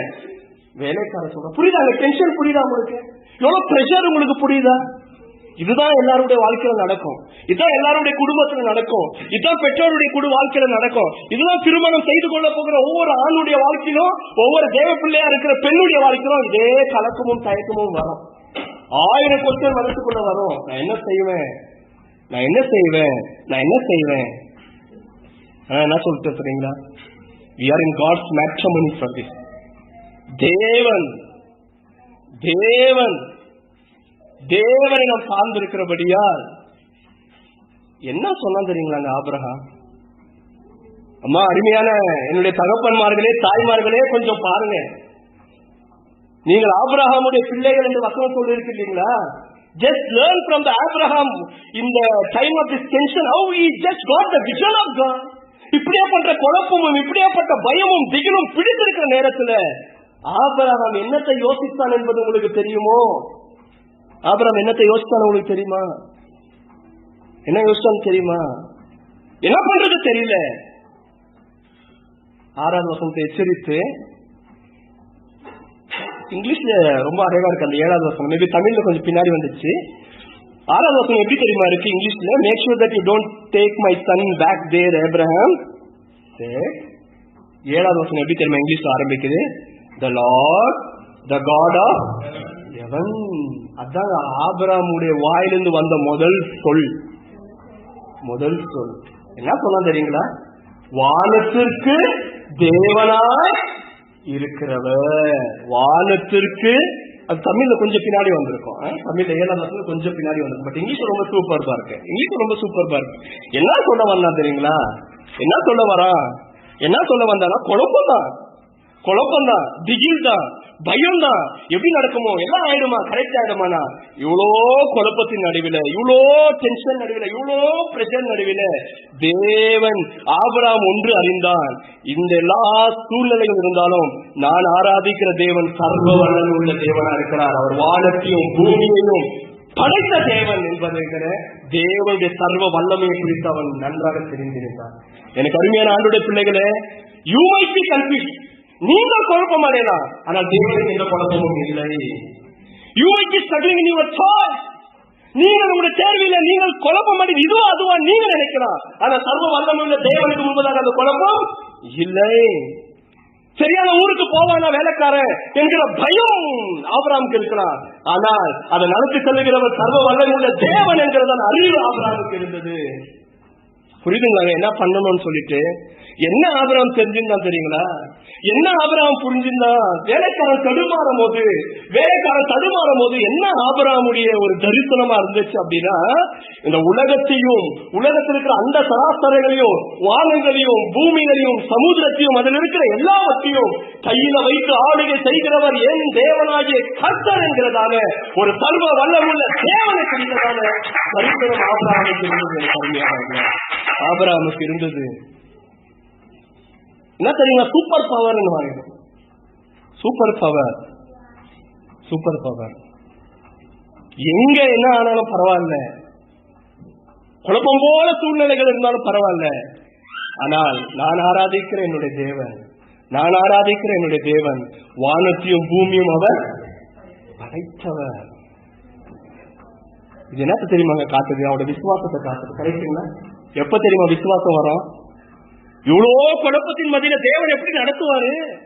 இவ்வளோ தேர்வுகள் நடுவில் தேவன் சரியா எப்படி நடத்துவாரு? என் வேலைக்கார போகும்போது கரெக்டா ஒரு ரூட் கூகுள் மேப் கரெக்டா எங்க போய் காட்டும் அப்படின்ற பல கேள்விகள் நமக்குள்ள இருக்கும் போது விசுவாசம் எப்ப தெரியுமா வரும்? விசுவாசம் சூழ்நிலையை பார்த்தா வராது. விசுவாசம் எப்ப வரும்னா, எல்லா சூழ்நிலைகளுக்கும் மேலானவர் என்னுடைய ஆண்டவர் என்கிறதான அந்த அறிவு உங்களுக்குள்ள இருக்கும் போது அப்பதான் உங்களுக்கு விசுவாசம் வரும். சூழ்நிலையை பார்த்தா உங்களுக்கு விசுவாசம் வராதுங்க. வேலைக்காரரை பார்த்தா உங்களுக்கு விசுவாசம் வராது. ஆனா ஆபிரகாம் எனக்கு தெரியுமா பார்த்தா, இவ்வளவு பயங்கள் எனக்கு இருக்கலாம், இவ்வளவு கவலைகள் எனக்குள்ள இருக்கலாம், ஆனா ஒன்று நான் அறிந்திருக்கிறேன், நான் ஆராதிக்கிற தேவன் ஏதோ சாதாரணமான தேவன் அல்ல, வானத்தையும் பூமியும் படைத்த சர்வ வல்லமை உள்ள தேவன். அவர் சர்வ வல்லமை உள்ள தேவன், அவர் சர்வ வல்லமை உள்ள தேவன். அப்ப வரும்போது என்ன தெரியுங்களாங்க வரும்? ஒரு பேச்சு நமக்கு வரும். ஐயோ ஆண்டவரே செத்துடுறோம்ப்பா, போச்சு, மழை வருது, காத்து வருது, தண்ணி எல்லாம் படகுல என்ன பண்ணுது, ரொம்புது, ஐயோ நான் என்ன பண்ணும் அப்படின்னு சூழ்நிலையை பார்த்துதான் சீடர்கள் என்ன பண்ணாங்க? பயந்து கலங்கி நடுங்கினாங்க. ஆனா என்னத்தை மறந்துட்டாங்கன்னா, காற்றையும் கடலையும் சும்மா தன் வாயின் வார்த்தையினால அதட்டுகிற ஒரு சர்வ வல்லமையுள்ள தேவன் தன்னுடைய குடும்பத்துல இருக்கிறார் என்பதை சீடர்கள் அன்னைக்கு மறந்தாங்க. ஆனா இன்னைக்கு நான் என்ன சொல்றேன் தெரியுங்களா? உங்க குடும்ப வாழ்க்கையில அதை மறக்காதீங்க. எல்லாவற்றையும் அதட்டி தன்னுடைய கரத்தில் ஆளுகை செய்கிற தேவன் நமக்கு தேவனா இருக்கிறார் என்பதை நீங்கள் மறக்காதீர்கள். பெற்றோர்களே, குடும்பஸ்தரே, ஒருவேளை நீங்க உங்களுடைய குடும்பத்தை குறித்து யோசிக்கிறீங்களா? உங்களுடைய குடும்பத்துடைய எதிர்காலத்தை குறித்து எத்தனை குழப்பம் இருக்கு ஆண்டவர் என் குடும்பத்துல, இத்தனை தடைகள் இருக்கிறது ஆண்டவர் என் குடும்பத்துல, இத்தனை பாடுகள் இருக்கிறது ஆண்டவர் என் குடும்பத்துல, என்னோட உறவுகளில் இவ்வளவு உடைக்கப்பட்டிருக்கிறது ஆண்டவர் என்று ஒரு ஃபேமிலி. உங்களுடைய குடும்ப உறவுகளை குறித்து நீங்க கவலைப்படுவீங்களா? கவலைப்படாதீங்க. ஏன்னா நாம் ஆராதிக்கிற தேவன் சர்வ வல்லமை உள்ள தேவனா இருக்கிறார். அவர் எழுந்து நின்னா போதுங்க, எல்லாமே கரெக்டா நடக்கும் என்பதை நீங்க மறந்துடாதீங்க. Don't loose hope. இப்படி நம்பிக்கை என்ன பண்ணாதீங்க. எனக்கு அது எப்ப நீங்க சூழ்நிலையை பார்ப்பீங்களோ, எப்ப ரட்சிக்கப்படாத கணவனையே பார்த்து இருப்பீங்களோ, ஒத்துழைக்காத மனைவியே பார்ப்பீங்களோ, ஒத்துழைக்காத பிள்ளைகளே சூழ்நிலையை பார்க்க உங்களுக்கு என்ன தெரியுமா ஆயிடும்? என்னடா வாழ்க்கை இது, நான் ஏன் தான் கல்யாணம் கட்டணும், நான் ஏன் தான் நம்ம தலைமையில என்ன பண்ணுவோம், கைய வச்சுக்குவோம், அழுவோம். நான் என்ன தெரியுங்க சொல்றேன், அந்த சூழ்நிலையிலும் உங்களுடைய குடும்பத்தின் பின்புறையில பின்னணியில தலைக்காணி வச்சு ஒருத்தர் என்ன பண்ணி இருக்கிறாரு, படுத்துன்னு இருக்கிறாரு. ஷாத்ராக் மேஷேக் போல நம்ம கஷ்டப்பட்டிருந்தாலும் அது நடுவில உலாவுகிற சர்வ வல்லமை உள்ள தேவனுடைய குமாரனுடைய அவரை தான் நம்ம கண்டு என்ன பண்றோம். Have that in mind. இதுல முதல் பாயிண்ட் என்னன்னு கேட்டீங்கன்னா, உங்கள் வாழ்க்கைக்கு பொருத்தமான துணையை கொண்டு வருவது தேவனுடைய சர்வ ஆளுமை. ನಿಮ್ಮ ಜೀವನಕ್ಕೆ ಸೂಕ್ತವಾದ ಸಂಗಾತಿಯನ್ನು ಹುಡುಕುವಲ್ಲಿ ದೇವರು ಹಿಡಿತ. God is in control. இந்த சர்வ வல்லமையை நான் மேபி இங்கிலீஷ்ல 3C கொண்டு வந்திருக்கிறேன். சோ அதனால first C control. God control. தேவன் எல்லாத்தையும் என்ன பண்றாரு, கண்ட்ரோல் வச்சிருக்காரு. ஆபிரகாம் நினைக்கிறான் கண்ட்ரோல் போயிடுச்சு, எனக்கு வயசாயிடுச்சு, எனக்கு என்ன இல்ல, கண்ட்ரோல் இல்ல. வேலைக்காரன் நினைக்கிறான், ஐயோ எனக்கு கண்ட்ரோல் இல்லப்பா, நீ வச்சுக்கிற தீர்மானம், நீ வச்சுக்கிறதெல்லாம் நேரம் எங்க போய் எங்க தேடட்டும், அவனுக்கும் கண்ட்ரோல் இல்ல. ஆனா அந்த ஆபிரகாம் சொன்ன, ஒன்னும் கவலைப்படாதப்பா, ஒன்னும் கவலைப்படாத, நான் ஆராதிக்கிற தேவன் வானத்தை படைத்த, வானத்தை பூமியை படைத்த ಎಲ್ಲದರ ಮೇಲೆ ದೇವರಿಗೆ ಏನಿದೆ, ಹಿಡಿತಾ ಇದೆ. கொஞ்சம் அவருடைய சர்வ ஆளுமை குறித்து நீங்க பார்க்கணும்னா ஒரு வசனம் உங்களுக்கு காட்டினா போதும். ஏசாயா 40:12 வாசிங்க. எப்படி ஆண்டவர் கண்ட்ரோல் பண்றாருன்னு கொஞ்சம் நீங்க பார்க்கணும். இல்ல அந்த பிக்சரை நீங்க பார்க்கணும்னு ஆசைப்படுறேன் நான். ஏசாயா 40:12 வாசிங்க. அவருடைய சர்வ ஆளுமையை குறித்து, காட் சாவர்னிட்டியை குறித்து அந்த ஒரு வசனம், அது எவ்வளவுதான் தியானிச்சாலும் அது தலைக்கு ஏறாது நம்ம தலைக்கு. ஓகேங்களா? வாசிங்க. தண்ணீர்களை என்ன பண்றாரா, தண்ணீர் என்ன பண்றாரா, கைப்பிடினால என்ன பண்றாரா, யோசிக்க முடியுது அது உங்களால? வானங்களை ஜான் அளவா என்ன பண்றாரா, பிரமாணித்து பூமியின் இருக்கிற எல்லா மண்ணையும், அந்த மரக்கல்லாம் நம்ம வீட்டுல அந்த அரிசி இதெல்லாம் வந்து அது என்ன சொல்றது, சேர் மாதிரி இருக்குல்ல, பூமி இருக்கிற எல்லா மண்ணையும் எந்த போட்டாரா, அந்த சேர்ல போட்டு பர்வதங்களை துலாக்கோள்களாலும் மலைகளை எதனால நிறுத்துறாரா? கொஞ்சம் ஏதாச்சும் யோசிக்க முடியுதா? இதெல்லாம் வச்சு எப்படி பிரசங்கம் பண்றது எனக்கே தெரியல. இதெல்லாம் தியானிக்கும் போது என்ன வார்த்தையே வராது. ஆண்டோடைய சர்வ வல்லமை குறித்து இது வசனங்கள்லாம் பாருங்க, எவ்வளவு ஆண்டவர் கண்ட்ரோல்ல வச்சு எல்லாத்தையும் ஆண்டவர் என்ன பண்றாரு, தன்னுடைய கண்ட்ரோல்ல வச்சுக்கிறார். ஆபிரகாம் அதான் நினைச்சான், எல்லாமே யார் கண்ட்ரோல்ல இருக்கு? என் வாழ்க்கை, என் ஈசாக்குடைய வாழ்க்கை, என் பையனுடைய வாழ்க்கை, எல்லாரும் யார் கண்ட்ரோல்ல இருக்கு? ஆண்டவருடைய கண்ட்ரோல்ல இருக்கு. இந்த கால நேரத்துல திருமணமானவர்களுக்கு நான் சொல்றேன், உங்களுடைய வாழ்க்கையில என்ன புயல் வீசினாலும் கவலைப்படாதீங்க, எல்லா கண்ட்ரோல் ஆண்டவர் கையில இருக்கு. அவர் சொல்லாமல் கட்டளையில எல்லாம் இருக்கும். உங்களுடைய பிள்ளைகளை குறித்து நீங்க கவலைப்படாதீங்க, அவங்களுடைய எதிர்காலத்தை குறித்து, ஏற்ற துணையை குறித்து நீங்க என்ன விசுவாசிக்கணும்னா, ஆண்டவர் என் பிள்ளையோட எதிர்காலம் உங்க கண்ட்ரோல்ல இருக்குப்பா. உங்களுக்கு அதான் பெற்றோர்கள் நீங்கள் ஜெபிக்கணும். உங்க பிள்ளைகளுக்காக திருமண வயதை அடைந்து அடைய போகிற வாலிப பிள்ளைகள் நீங்க எதுக்காக ஜெபிக்கணும்னா, ஆண்டவரை எல்லாவற்றையும் நீங்க என்ன பண்ணுவீங்க, கண்ட்ரோல்ல வச்சிருக்கிறீங்க, கரெக்டா என்ன நடத்துவீங்க. ஆண்டவரை சர்வ வல்லமை உள்ளது. அதனால எனக்கு தெரியல, நீங்க மேட்ரிமோனி சர்வீஸ்லாம் நீங்க போனீங்களா இல்லையா தெரியல, நான் போயிருக்கிறேன். அதனாலதான் அந்த அனுபவங்கள் உண்டு. போய் ரெஜிஸ்டர் பண்ணும்போது என்ன சொல்லுவோம், ஒன்னும் கவலைப்படாதீங்க, ஒரு ஆல்பம் எடுப்பாங்க பாருங்க, இவ்வளவு பேருக்கு நாங்க என்ன பண்ணிக்கிறோம், கல்யாணம் பண்ணி வச்சிருக்கோம் அப்படின்னு ஒரு ஆல்பம் எடுத்து காட்டுவாங்க. பாத்தீங்க, இப்ப இவங்க 2 பேரும் கல்யாணம் பண்ணி எவ்வளவு அங்கேதான் இருக்கிறாங்க, நாங்க தான் பண்ணது கல்யாணம், எங்க மேட்ரிமோனியில தான் அவங்களை என்ன பண்ணாங்க, அவங்கள ரிஜிஸ்டர் பண்ணாங்க, நாங்க தான் உங்களுக்கு மேட்ச் பார்த்தோம், பொண்ணை பார்த்தோம், பையனை பார்த்தோம், பாருங்க இவங்களை பாருங்க அவங்கள பாருங்கன்னு ஒரு பெரிய என்னது ஒரு திட்டத்தையே வச்சு என்ன பண்ணுவாங்கன்னா காட்டுவாங்க. அதனால நீங்களும் அங்க வந்து ரிஜிஸ்டர் பண்ணிடுங்க. பண்ணிட்டா உடைய சீக்கிரத்துல உங்களுக்கு கரெக்டா நாங்க மேட்ச் பண்ணி கொடுத்துருவோம். ஏன்னா எங்கள ஃபெயிலியரே இல்ல, சக்சஸ் ரேட் தான் ரொம்ப ஜாஸ்தி அப்படின்னு சொல்லிட்டு அநேக மேட்ரிமோனி சர்வீஸ் காட்டுவாங்க. ஆனா கால நேரத்துல நான் என்ன தெரியுமா சொல்றேன், ஆண்டோட மேட்ரிமோனி சர்வீஸ் நீங்க வந்துட்டீங்கன்னா கஷ்டம் எல்லாவற்றையும் அவங்க பார்த்து பண்ணுவாங்க. ஒருவேளை அவங்க ஃபெயில் ஆகலாம், யார் ஃபெயில் ஆக மாட்டாரு, வானத்தையும் பூமியும் படைத்த தேவன் என்ன பண்ண மாட்டாரு, ஃபெயிலே 100% ரிசல்ட் 100%. அதனால நான் என்ன சொல்ல வரேன்னா, நீங்க அந்தந்த மேட்ரிமோனி சர்வீஸ் போறதும் அப்புறமா இருக்கட்டும், ஆனா ஆண்டவருக்குள்ள வந்துட்டு அவர் எப்படியாப்பட்ட தேவனா இருக்கிறாரு, சர்வ கண்ட்ரோல் பண்ணுறது, எல்லாத்துக்கும் கண்ட்ரோல் வச்சிருக்கிறாரு. அதனால என்னுடைய குடும்பத்தையும் என் பிள்ளைகளுடைய எதிர்காலத்தையும் என் பர்சனல் லைஃபையும் ஆண்டவர் என்ன பண்ணுவாரு, பார்த்து கொள்ளுவார். அதுதான் என்னுடைய முதல் குறிப்பு. ஓகேங்களா, நம்ம 2வது குறிப்புக்கு போலாம். இப்போ கீழே இருக்கிற வசனத்தை வாசிங்க. அப்போ அது மாதிரி சொல்லிட்டாங்களா. இப்ப அதே 7வது வசனம், இந்த 7வது வசனம் இருக்கு இல்லைங்களா, நான் எல்லா பேரண்ட்ஸ்க்கு உங்களுக்கு தாழ்மையா சொல்றேன், கல்யாணம் பேரண்ட்ஸ் இருக்கிறீங்க, கணவன் மனைவி, ஓகேங்களா, தயவுசெய்து உக்காந்து ஆபிரகாம் விசுவாசித்து அவனுக்கு ஆடு கச்சிச்சு, மாடு கச்சிச்சு, இது கச்சிச்சு, அது கச்சிச்சுன்னு அதெல்லாம் விட்டுட்டு அவனுக்குள்ள இருக்கிற அந்த அவனுக்குள்ள இருக்கிற அந்த கன்விக்ஷன் ஆஃப் காட் இருக்கு இல்லைங்களா, தேவனை குறித்து அவனுக்கு இருக்கிற அறிவு, தேவனை குறித்து அவனுக்கு இருக்கிற விசுவாசம், தேவனை குறித்து அவன் பார்க்கிற பார்வை, தயவுசெய்து நீங்க பெற்றுக்கொள்வாங்க. இந்த 7வது வசனமே போதும் உங்களுக்கு, வேற எந்த வசனமும் நீங்க பார்க்க தேவை. 7வது வசனமே வாசிங்க. 7வது வசனம் மறுபடியும்,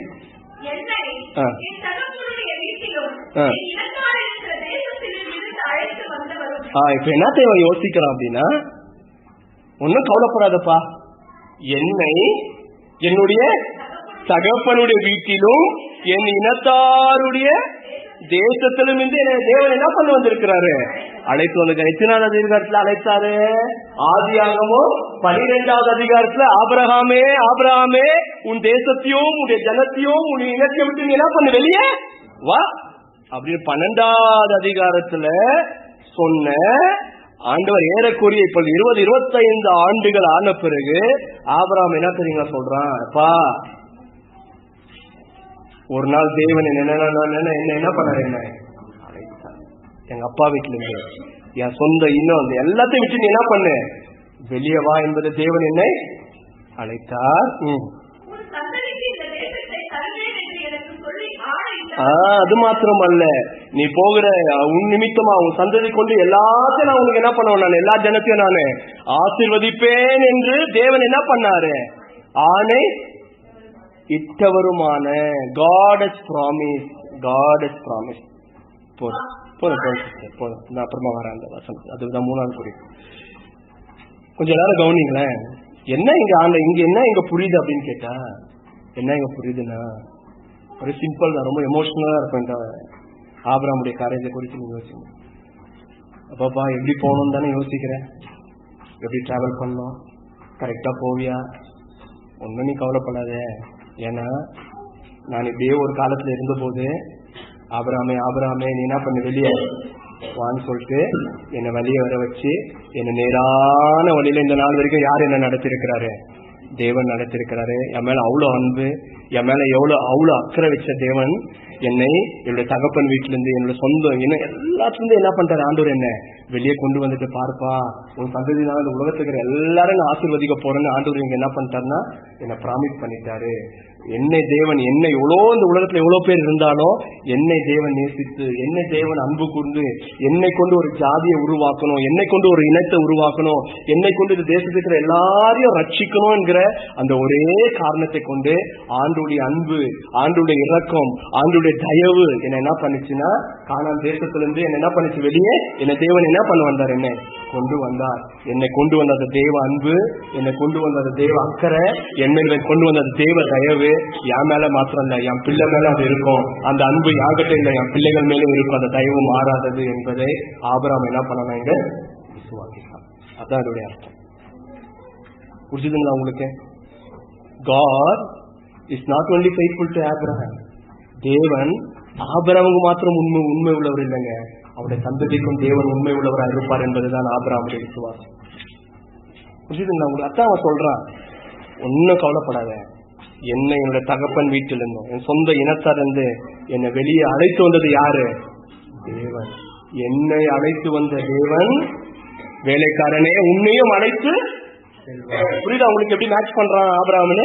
என்ன பண்ணாரு, அவன் அழைத்து வந்தார். இன்னும் என்ன பண்ணுவார், அழைத்து போவார். ஆண்டோடைய அன்பு என்ன நடத்துச்சு, அதே அன்புதான் என்ன பண்ண உண்மையும் நடத்தும். ஆண்டோடைய அக்கறை இருக்கு பாத்தீங்களா, அது என்ன கொண்டு வந்துச்சு, அது அன்பும் அக்கறையும் பார்த்து அதே உண்மையை என்ன பண்ணோம், நடத்தும் என்பதான் நீங்க என்ன பண்றோம் அப்படின்னு கேட்டீங்கன்னா சொல்றேன். அதனால என்ன சொல்றான்னு கேட்டீங்கன்னா, வாசிங்க சிஸ்டர், மறுபடியும் அந்த வசனத்தை வாசிங்க.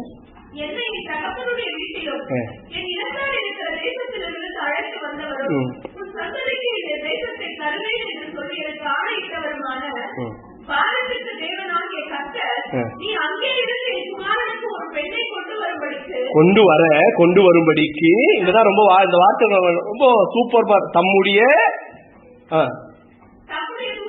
தம்முடைய தூதரை உனக்கு முன்பதாக என்ன பண்ணுவாராம், அனுப்புவார். ஆபிரகாமே வேலைக்காரனே கவலைப்படாத, நீ போல தேவன் தன்னுடைய தூதரை உனக்கு முன்பதாக அனுப்புவார். புரியுதுங்களா உங்களுக்கு? ஆண்டவருடைய அன்பு உங்களால தேவன் ஆபிரகாமின் மேலே அழைத்தார், தேவன் அவனை கொண்டு வந்தார், தேவன் அவனை நடத்தினார். இது மட்டும் தேவன் நடத்திருக்கிறார் ஆபிரகாம். ஆனா இங்க ஆபிரகாம் என்ன சொல்ற, நீங்க ஒன்னும் கவலைப்படாதப்பா, ஒன்னும் கவலைப்படாத, தேவன் என்ன அழைத்த போது எங்க போன ஆண்டவரே, என்ன பண்ணணும் ஆண்டவரே, வலது புறமா இடது புறமா, நான் எங்க விடணும், எங்க டென்ட் போடணும், ஒண்ணுமே தெரியாம இருக்கும் போது ஒரே ஒரு சப்தம் தான், ஆபிரகாமே என்று தேவன் அழைத்த போது எல்லாவற்றையும் விட்டு நான் என்ன பண்ணேன், தேவ சத்தத்துக்கு கீழ்ப்படிந்து நான் நடந்து, நான் இம்மட்டும் நான் ஆண்டவருக்கு உண்மை உள்ளவன் நான் இருந்திருக்கிறேன். என்னை நடத்தின தேவன் என்னை கைவிட மாட்டாரு.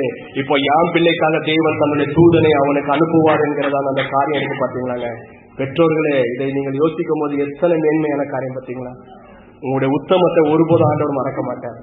உங்களுடைய உத்தமத்தை ஒருபோதும் கர்த்தர் மறக்க மாட்டார். ஆண்டவருக்காக நீங்க படுகிற பிரயாசங்கள் ஆகட்டும், ஆண்டவருக்காக நீங்க எடுக்கிற தீர்மானங்கள் ஆகட்டும், ஆண்டவருக்காக நீங்க படுகிற பாடுகளும் இழப்புகளும் ஆகட்டும், ஒருபோதும் தேவன் அநீதி உள்ளவர் இல்லைங்க, அநீதி உள்ளவர் அல்ல. அதுதான் ஆபிரகாம் சொன்னா, நான் கீழ்ப்படிஞ்சேன்ப்பா, என்னை தேவன் கொண்டு வந்தார்ப்பா, என்னை தேவன் அழைத்து வந்தார்ப்பா, என்னை அழைச்சு வந்த ஆண்டவர் இப்ப என் பையனுக்காக நான் யோசிக்கும் போது என்னை விட்டுவார் நினைக்கிறியா? விட மாட்டார். தேவன் தன்னுடைய தூதன் என்ன பண்ணுவார், அவர் அனுப்புவார். புரிஞ்சுதாங்க ஆண்டவருடைய? ஏன் தெரியுமா நீதியா வாழணும்? பெற்றோர்களே, உங்க வாழ்க்கையில 1000 கஷ்டம் இருந்தாலும் செத்தாலும் ஏன் தெரியுமா தேவனுக்கு உத்தமமா பாவணும்? நான் செத்தாலும் என் உத்தமத்தை நிமித்தமா கர்த்தர் என் பிள்ளையை காப்பாருங்கிற ஒரு காரியம் உங்களுக்கு தெரிஞ்சிருக்கணுங்க. தெரிஞ்சிருக்கணும். புரியுதுங்களா? ஏன் நீதியை விட்டு கொடுக்கறது தெரியுமா? ஏன் புத்தகத்தை நிலைக்கணும் தெரியுங்களா? நம்ம ஏன் நீதிமான்களா இருக்கணும் தெரியுமா? ஏன் ஆண்டவருக்காக வாழணும் தெரியுங்களா? தாவீது சொல்றான், எப்பா நான் வாலிபனா இருந்தேன், முதிர் வயதா அடைஞ்சிருக்கிறேன், நீதிமானுடைய சந்ததி அப்பத்திற்காக கையெழுந்தினதை என் கண்கள் என்ன பண்ணல, பார்க்கல. ஏன் தெரியுங்களாங்க? தேவன் மறக்கிறவர் அல்ல, தேவன் மறக்கிறவர் அல்ல. இங்க இருக்கிற எல்லா பெற்றோருக்கும் நான் சொல்றேன், நானு ஆண்டவருக்காக நீங்க வாழணும், உண்மையா வாழுங்க கடைசி வரைக்கும்.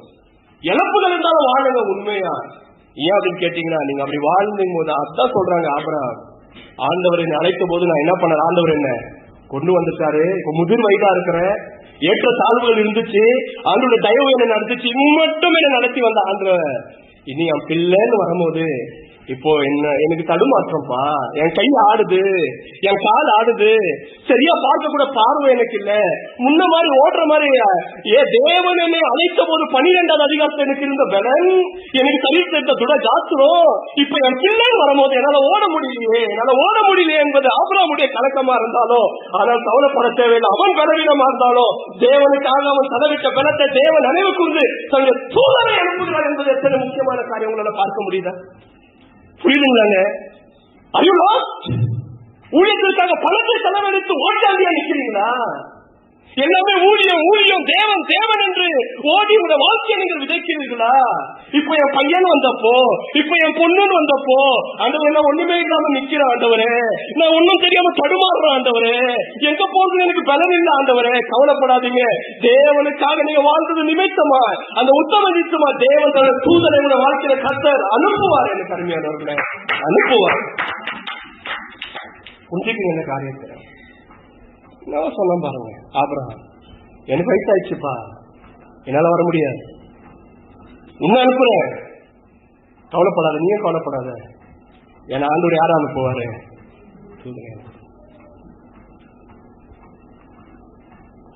ஸ்பெண்ட் யுவர் லைஃப், உங்களுடைய வாழ்க்கையை தேவனுக்காக செலவிடுங்க.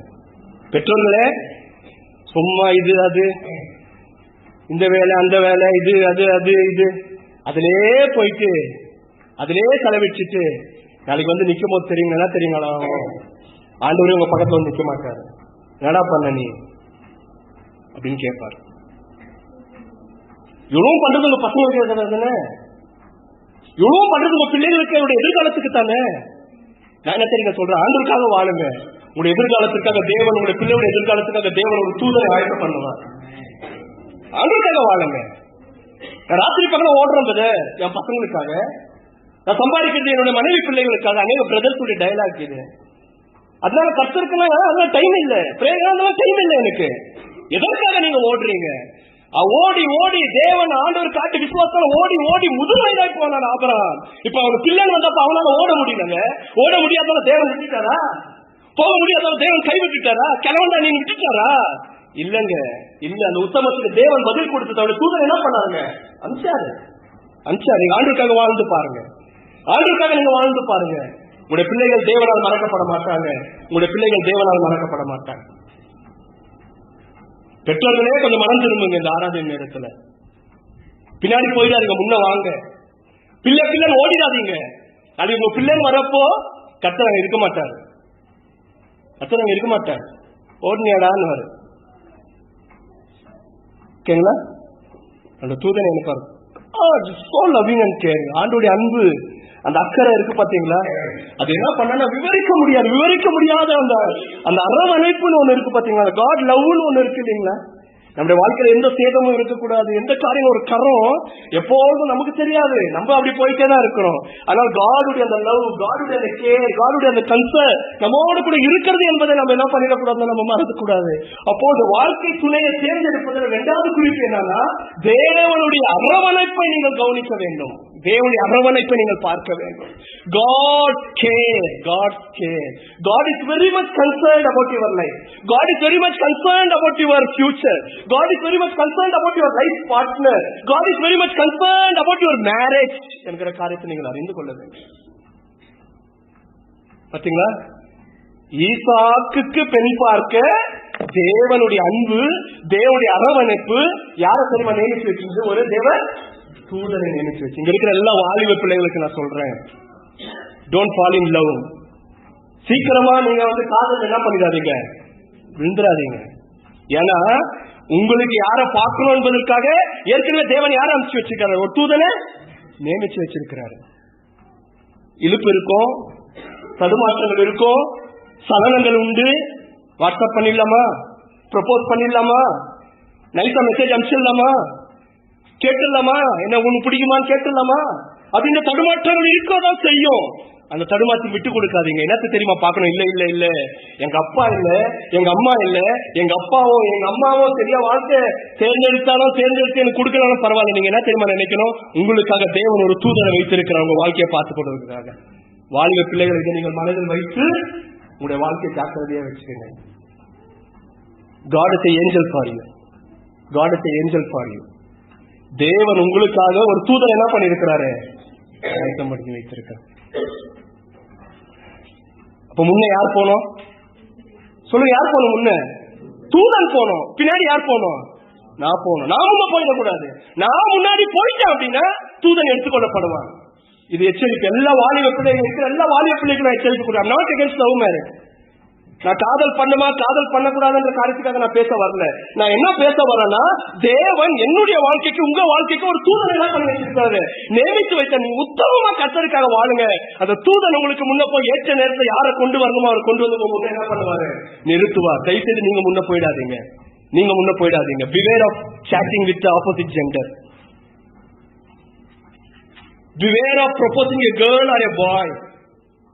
Beware of proposing a girl or a boy. என்ன உங்களுக்கு பிடிக்குது, உன்னை எனக்கு பிடிச்சிருக்கா அப்படின்னு ஒரு பொண்ணு கட்டியும் பையன் கட்டி தயவுசெய்து என்ன பண்ணாதீங்க, ப்ரொபோஸ் பண்ணாதீங்க. தூதம் போயிடுவான். நீ எப்ப ப்ரொபோஸ் பண்ணிக்கன்னு சொல்லிட்டு யார் போயிடுவான்? தூதம் போயிடுவான். Do you want God's hand to be taken away from your life? தேவ தரவுடைய வாழ்க்கை விட்டு போயிடணும் நீங்க விரும்புறீங்களா? அப்புறமா என்ன வாழ்க்கை அது? அப்புறமா ஊர்ல இருக்கிற ஊழியக்காரங்க எடுத்து சர்ச்சில் வந்து நீங்க கல்யாணம் பண்ணி வச்சுக்கணும், எனக்கு கவலையே இல்லை. ஆண்டவரே இருக்க மாட்டாரு. இன்னும் எந்த பரிசுத்தம் தெரியும், அவரு தெரியும், இவரு தெரியும், அவரு என் கல்யாணம் நடத்தினாரு, இவரு எனக்கு கல்யாணம் நடத்தினாரு, அவரோட கூப்பிடுறேன், நான் இவரை கூப்பிடுறேன், நீங்க எவ்வளவு கூப்பிட்டாலும் பரவாயில்ல. யாரும் இருக்க மாட்டார். தேவன் வெறும் ஊழியக்காரங்க வந்து பாவம் அவங்களுக்கு தெரியாது என்ன ஆச்சுன்னு. பாவம் அவங்களுக்கு சொல்லுவாங்க, அவங்க பாவம் நடத்தி கொடுத்துட்டு போயிடுவாங்க. நம்மளும் பெருமையா எனக்கு என் கல்யாணம் நடத்துவது அந்த ஊழியக்காரர், என் கல்யாணம் நடத்தினார், இவரு எடுத்து வந்துட்டேன், அவரு எடுத்து வந்துட்டேன். இந்த பந்தாலும் காட்டாதீங்க, அதெல்லாம் வேற என்ன காட்டுங்க. உங்களுடைய மேன்மை எந்த ஊழியக்காரன் வந்து நடத்தலான்றதல்ல. உங்களுடைய மேன்மை என்ன தெரியுங்களா, கர்த்தர் எனக்கு முன்பதாக நடத்தினார் என்பதாக உங்களுடைய மேன்மை. அதுதான் உங்களுடைய மேன்மை. பந்தாரம் காட்டக்கூடாது. இன்னைக்கு அது ஒரு பந்தா இருக்கு கிறிஸ்டியன் ஃபேமிலிக்குள்ள. இவரை கூப்பிட்டலாம், அவரை கூப்பிட்டலாம், கூப்பிடுங்க எவரானா. ஃபர்ஸ்ட் அதுக்கு முன்னாடி தூதம் முன்ன போனானா இல்ல நீங்க முன்ன போயிட்டு கொஞ்சம் செக் பண்ணி பாருங்க. நீங்க முன்ன போயிட்டு எந்த யாரை கூப்பிட்டு வந்தாலும் ஒன்றும் நடக்க போறது இல்லை. புரியுதுங்களா? உங்களுடைய வாழ்க்கையை காத்துக்கொள்ளணும். என்ன தெரியுங்க, ஆப்போசிட் ஜெண்டரோட கூட don't fall easily in love. சீக்கிரமா காதல்ல விழாதீங்க. Hold on. இழுப்பு இருக்கலாம், ஆசைப்படலாம், நல்லா இருக்கும்னு தோணலாம். அந்த உணர்வுகளை நான் மதிக்கிறேன். ஆனா அவசரப்பற்றாதீங்க. அவசரப்பட்டு அப்பா அம்மா எல்லாருக்கும் தெரியாம ரகசியமா பேசுறது, ரகசியமா வாட்ஸ்அப் அனுப்புறது, ரகசியமா இதை பண்றது, ரகசியமா அதை பண்றது, இந்த மாதிரி விளையாட்டுலாம் தயவு என்ன பண்ணிக்காதீங்க, விளையாடாதீங்க. யார் போயிடுவாரு? தேவதூதன் போயிடுவார். அப்பா அம்போகதிதான் உங்களுக்கு, அம்போகதிதான். அப்பா அம்மாவை ஏமாத்திடலாம், எங்களெல்லாம் ஏமாத்திடலாம். பார்த்து நிற்கிறாங்க, அவரை ஏமாற்ற முடியாது. கொஞ்சம் ஜாக்கிரதையா வாலிப பிள்ளைகள் உங்க லைஃபை கொஞ்சம் உஷாரா வச்சுக்கோங்க. Tell God, Lord, I don't know somehow I like her. somehow I like him. சொல்லுங்க ஆண்டவர் கிட்ட. So what? ஆண்டவர் என்ன தெரியல ஆண்டவரே, இனம் புரியாத ஒரு இழுப்பு எனக்கு இருக்கு, ஒருவேளை இவங்க என் வாழ்க்கைக்கு வந்தா நல்லா இருக்குமோன்னு எனக்கு தோணுது. சொல்லுங்க ஆண்டவர் கிட்ட. ஆனா என் சித்தம் இல்ல ஆண்டவரே, உம்முடைய சித்தம். ஆனா நான் முன்ன போயிடக்கூடாது ஆண்டவரே. யார் முன்ன போனோம்? உங்களுடைய தூதன் போனோம் ஆண்டவரே. இதை சேர்த்துக்கோங்க உங்க பிரேயர்ல. எதுவுமே ஆசையெல்லாம் சொல்லிட்டு சன்னியாசியா இருக்க நான் சொல்லல உங்களுக்கு. அப்படி இருக்க முடியாது. மாம்சம் வேலை செய்யும். நான் இல்லைன்னு சொல்ல வரல. நான் என்ன சொல்ல வரேன்னா, உன் தாயின் கருவில உருவாகும் போதே கர்த்தருடைய கண்கள் உங்களை கண்டுச்சு இல்லைங்களா? அவனுடைய அன்பை பாருங்க. உங்களை வளர்த்தது உங்களுடைய பெற்றோர் இல்லை, உங்களை வளர்த்தது யார் தெரியுங்களா? தேவனுடைய அன்பு, தேவனுடைய அன்பு, அந்த காட்ஸ் அண்ட் லவ் கேரை பார்த்து தயவு செய்து நீங்க என்ன பண்ணாங்க, எந்த முடிவையும் எடுக்காம தாழ்மையா இருந்து, ஆண்டவரே நீங்க எனக்கு முன்ன உங்க முன்ன, நீங்க உங்களுடைய தூதன் எனக்கு முன்ன போட்டோம். பெற்றோர்களே உங்களுக்கும் அதே தான் நான் தாழ்மையா சொல்றேன். ஆண்டவருக்காக வாழுங்க, அதுக்காக வாழுங்க. அனுபவங்களை சார்ந்துக்காதீங்க, பெரிய பைரட்டாவை நம்பிடாதீங்க, கேட்ச பார்க்காதீங்க. தேவ தூதன் முன்ன போறாரான்றதை என்ன பண்ணுங்க, நீங்க செக் பண்ணுங்க. செக். மூணாவது காரணம், முதலாவது தேவனுடைய சர்வ வல்லமை, காட் கண்ட்ரோல். இரண்டாவது காட் கேர், தேவனுடைய அன்பும் அரவணைப்பும். மூணாவது காரியத்தை சொல்லும் போது யாரும் என்னால கோச்சிக்க கூடாது. பெற்றோரும் கோச்சிக்காதீங்க, வாலிய பசங்களும் கோச்சிக்காதீங்க. வசனம் அப்படிதான் இருக்கு. 17வது வசனத்தை வாசிங்க. 16வது வசனம். இருங்க ஃபர்ஸ்ட் அவன் என்ன ஜெபம் பண்றா தெரியுங்களா? 14வது வசனம் என்ன ஜெபம் பண்ற வேலைக்காரன்?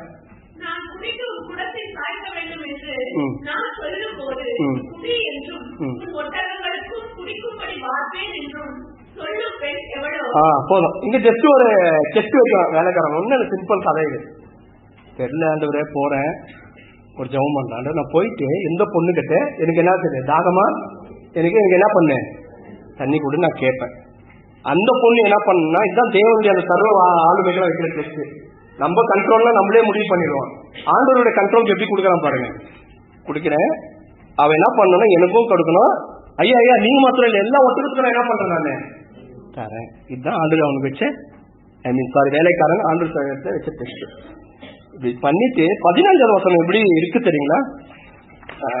பாத்தீங்க 15வது வசனம். பிஃபோர் அந்த வார்த்தை ரொம்ப அழகா இருக்கும். பிஃபோர் யூ ஃபினிஷ் அப்படி என்ன தெரியும், இன்னும் ஜபமே அவன் என்ன பண்ணல, முடிக்கல. இன்னும் ஜபம் கூட அவன் முடிக்கலங்க. சர்வ ஆளுமை உள்ள தேவன், அன்பும் அக்கறையும் உள்ள தேவன் செயல்பட ஆரம்பித்து விட்டார். செயல்பட அந்த வார்த்தை எப்படி பிஃபோர் யூ ஃபினிஷ் அப்படிங்க. எனக்கு இந்த வார்த்தை இதை பார்க்கும்போது இன்னும் ஜபம் கூட அவன் முடிக்கல. டக்குனு என்ன பண்ணிட்டார் ஆண்டவர், எழுத்து ஸ்டார்ட் பண்ணிட்டாரு. தூதனுக்கு மெசேஜ் போட்டார், மேல எஸ்எம்எஸ் பண்ணிட்டாரு, சென்ட் ரெபேக்கா அப்படின்னு. யாருக்கு மெசேஜ் போட்டார்? தேவனு வாட்ஸ்அப்ல தூதனுக்கு என்ன அனுப்பிச்சார், மெசேஜ் அனுப்பிச்சார். இன்னும் ஜபம் கூட பண்ணி முடிக்கல. அவன் ஜபம் படிக்க அந்த என்ன சொல்லி முன்னே புரியுதுங்களா ஆண்டவர் எப்படி செய்வார்னு. ஆண்டோடைய ஆளுமையை நீங்க பாத்துட்டீங்கன்னா, ஆண்டோடைய அன்பு அக்கறையை நீங்க பாத்துட்டீங்கன்னா, நீங்க ஜபம் பண்ணி முடிக்கிறதுக்கு முன்னாலே கர்த்தர் என்ன பண்ணிடுவாரு, செயல்பட.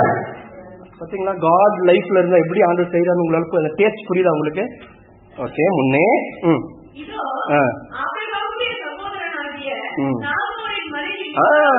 ஆபிரகாமுடைய சகோதரர். பாத்தீங்களா ஆண்டவருடைய தூதன் கரெக்டா நடத்தினா.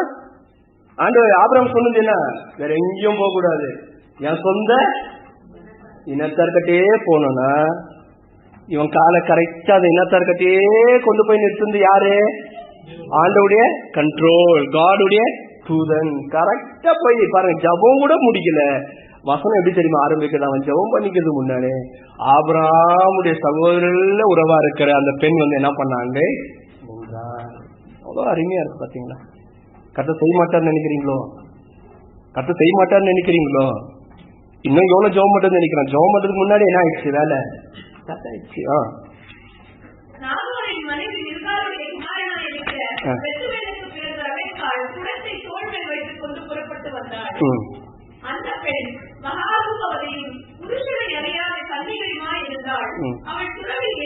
ஓகே. 17வது வசனம் வாசிங்க சிஸ்டர்.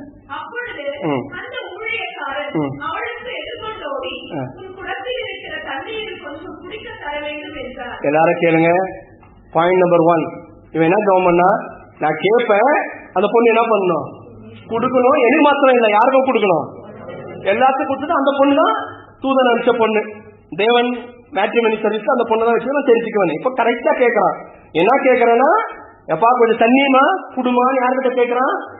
ரெபேக்கா கிட்ட கேட்கறான். ரெபேக்கா என்ன பண்ணா, அதற்கு அவள்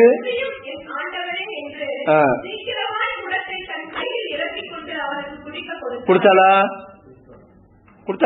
கொடுத்தாச்சு. ஆனா முடியல இது. ஏன்னா இன்னொன்னு பாக்கி இருக்கு. என்ன பண்ணோம் ஆக்சுவலி பண்ணுவாளா அவ பண்ணாலா? பாத்துங்க பஞ்சா குடித்த பின்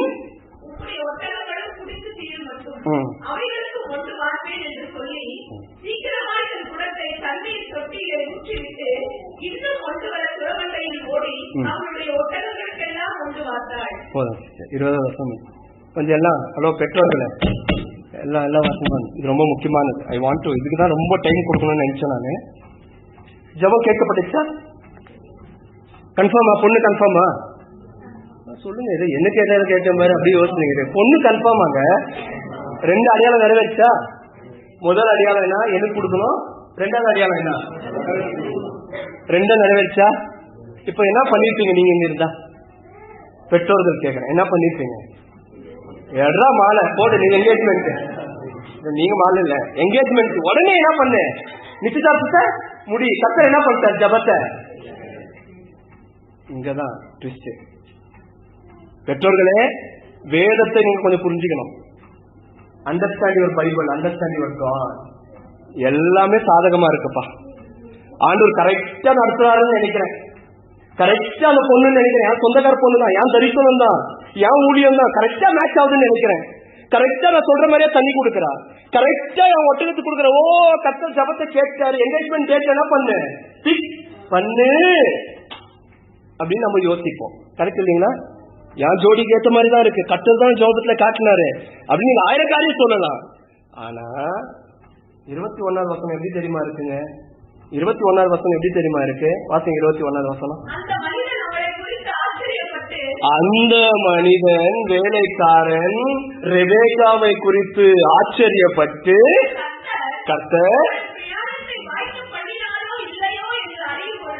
கர்த்தர் தன்னுடைய பிரயாணத்தை வாய்க்கம் பண்ணினாரோ இல்லையோ என்று அறியும்படி அவர் என்ன பண்ணாருங்க? சைலண்டா இருந்தா. இங்கதாங்க முதிர்ச்சி. இங்கதான் ஆவிக்குரிய முதிர்ச்சி வெளியே வருது. இங்க பக்தி இல்ல, புத்தி வெளியே வருது. மேல ஜபம் பக்தி, இது புத்தி. புரியுதுங்களா உங்களுக்கு? நான் கேட்கிறேன், கர்த்தர் பிரயாணத்தை வாய்க்க பண்ணினாரோ பண்ணலையோன்னு சொல்லிட்டு கொஞ்சம் மௌனமா காத்திருந்தானா? ஏதாவது அவசியமா? என்ன இந்த கர்த்தத்தை வாய்க்க பண்ணாரு. கரெக்டா ஆபிரகாம் வீட்டுக்கு தான் என்ன பண்ணாரு? கொண்டு வந்தார். நம்பர் 1. நம்பர் 2 தண்ணி கொடுத்தா. நம்பர் 3 ஒட்டகத்துக்கும் கர்த்தர் வாய்க்க பண்ணாரு இல்லையா? கர்த்தர் வாய்க்க பண்ணாரு இல்லையா? ஆனா என்ன தெரியுங்களா அந்த பாயிண்ட் என்ன தெரியுங்களா? ஆனாலும் இந்த வேலைக்காரன் என்ன பண்ணானா? கொஞ்சம் என்ன பண்ணானா? காத்திருந்தான். கொஞ்சம் அவசரப்படாம என்ன பண்ணணும்? நம்ம உறுதிப்படுத்தப்படல, கொஞ்சம் காத்திருப்பது நல்லது. Don't take hasty decision in your married life. திருமணம் ஆகிறவர்களுக்கு நான் சொல்றேன், ஆக போறவங்க நான் சொல்றேன், ஒரு காலமும் இவங்க என்ன பிரஷர் கொடுக்குறாங்க, அவங்க எனக்கு பிரஷர் கொடுக்கணும் அவசரப்பட்டு எந்த தீர்மானத்தை என்ன பண்ணிடாதீங்க, எடுத்துடாதீங்க. கொஞ்சம் என்ன பண்ணிடுங்க, காத்திருங்க. எல்லாமே அனுகூலம் போல இருக்கலாம். கர்த்தர் வாய்க்க பண்ணாரோ இல்லையோ என்று அவன் என்ன பண்ணான், கொஞ்சம் வெயிட் பண்ண. அங்கதான் காரியங்கள் இருக்கு. கொஞ்சம் வெயிட் பண்ணணும், நம்ம கொஞ்சம் காத்து இருக்கணும். எல்லாமே கர்த்தர் செஞ்சதுதான், ஸ்டில் வெயிட் பண்ணணும்னு நினைக்கிறான் வேலைக்காக. இது ரொம்ப கஷ்டம் நம்முடைய வாழ்க்கையில. அதனால திருமணம் வந்தப்போ வாலிப பிள்ளைகளுக்கெல்லாம் நான் சொல்றேன், எனக்கு அவன் தான் பிடிச்சிருக்கு, இவ்வளவு கர்த்தர் எனக்கு சொல்லிட்டு அது கன்ஃபார்ம் ஆயிடுச்சு. நாங்க 2 பேரும் ஒரே தரிசனமாகுது, நாங்க 2 பேரும் ஒன்னா ஜெபமான ஆவியான ரசை வர்றாரு, ஒரே ஆவிக்குது அப்படின்லாம் ஒரு வேலை சொல்லிட்டேன்னு உண்மையா இருக்கு, நான் தப்பா சொல்லாத. ஆனாலும் நீங்க என்ன பண்ணுங்க, கொஞ்சம் வெயிட் பண்ணுங்க, காத்துருங்க. நல்லது. 21வது வசனம் அவசியமே இல்லை, என்ன கேட்ட பைபிள் எழுதி வச்சுக்கிறது. இந்த அவசியம் தான். எல்லாம் ரெடி ஆயிடுச்சு. நெக்ஸ்ட் என்ன பண்ணா, 22வது வசனத்துலதான் என்கேஜ்மெண்ட் ஆச்சு. கரெக்டா? மோந்தத்தை போட்டோ 22வது வருஷம் வாசிங்க.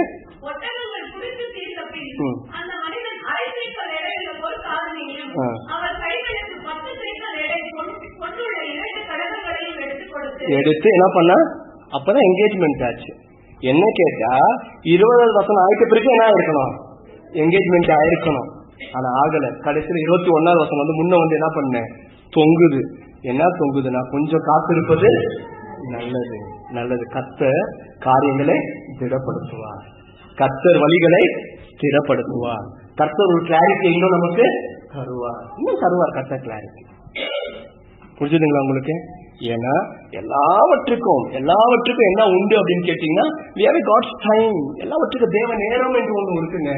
தேவ நேரம் ஒண்ணு இருக்கு. ஏற்ற துணியை தேர்ந்தெடுப்பதில் எனக்கு அருமையானவர்களே, இந்த 21வது வசனத்தின்படி ஒரு தேவ நேரம் ஒண்ணு இருக்கு. சூழ்நிலை சாதகமா இருக்கலாம், ரெபெக்கா ரெடியா இருக்கலாம், ಆದರೂ ಸ್ವಲ್ಪ ಕಾದಿರೋದು குடும்பத்தை அவசரப்பட்டு எந்த முடியும், திருமணமானவர்கள் நான் சொல்றேன், அவசரப்பட்டு எந்த முடிவும் பண்ணிடாதீங்க. அவசரமே படாதீங்க.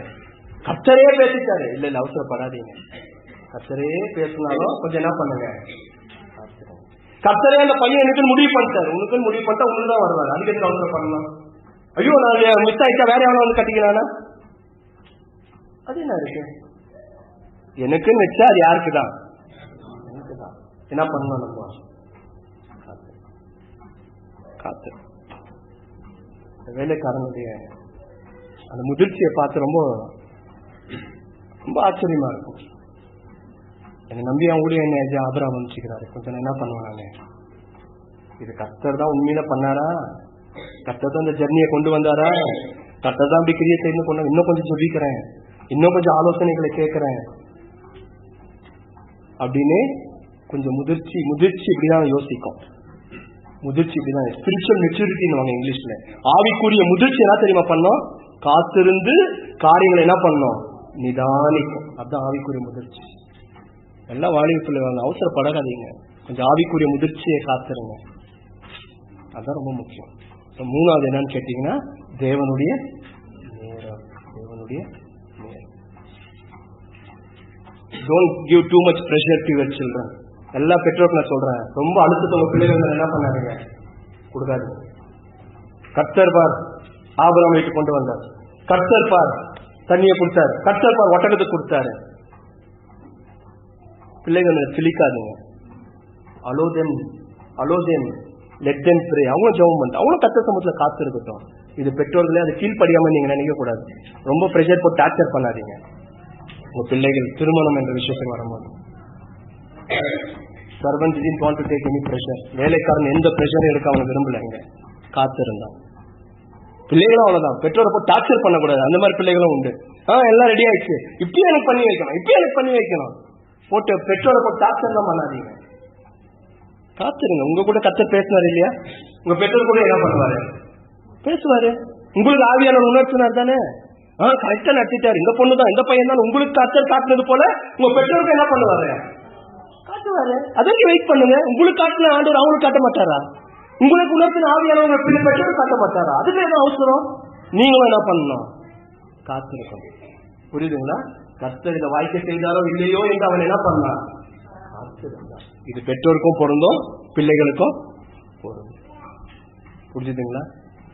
திருமணம் ஆனவர்களுக்கும் நான் சொல்றேன், உங்களுடைய குடும்பத்தை குறித்து அவசரப்பட்டு எந்த முடிவும் என்ன பண்ணாதீங்க, எடுக்காதீங்க. ஃபேமிலி பொறுத்த வரைக்கும் வெயிட், காத்துருங்க. கர்த்தர் கண்டிப்பா என்ன பண்ணுவாரு, அவருடைய நேரத்துல எல்லாவற்றையும் கர்த்தர் செய்து முடிப்பார். கடைசியில் ஒரு வசனம் சொல்றேன், இந்த வாரத்துக்குடைய மனப்பாட வசனம் உங்களுக்கு எல்லாருக்கும் சர்மன் டிஸ்கஷன்ல பண்ணணும். வாழ்க்கை குறித்து உங்களோட குடும்பத்தை குறித்து நீங்க என்னத்தை யோசிக்கணும் அப்படின்னு கேட்டா, யோபு 42வது அதிகாரம் 2வது வசனம் வாசிங்க. யோபு 42வது அதிகாரம் 2வது வசனம், தேவரே சகலத்தையும் செய்ய வல்லவர். பார்த்தீங்களா, தேவன் சகலத்தையும் செய்ய வல்லவர், அவர் செய்ய நினைத்தது என்ன பண்ணாதா, தடைப்படாது. இதுதான் நம்ம எல்லாரும் விசுவாசிக்க முடியுமா? எல்லா பெற்றோர்களும் உங்க பிள்ளைகளை குறித்து இதை விசுவாசிப்பீங்களா? தேவன் சகலத்தையும் செய்ய வல்லவர், அவர் செய்ய நினைத்தது யார் வாழ்க்கையில பிள்ளைகள் வாழ்க்கையில தடைப்படாது. நீங்க அவசரப்படாதீங்க. தேவன் நினைத்தது கண்டிப்பா ஆண்டவர் என்ன பண்ணுவாரு, செய்வார். வாலிப பிள்ளைகளை தேவன் உங்களுடைய வாழ்க்கையில நினைத்தது கர்த்தர் என்ன பண்ணுவாரு, செய்வார். தேவன் நினைத்தது எதுவுமே தடைப்படாது. அவர் சகலத்தையும்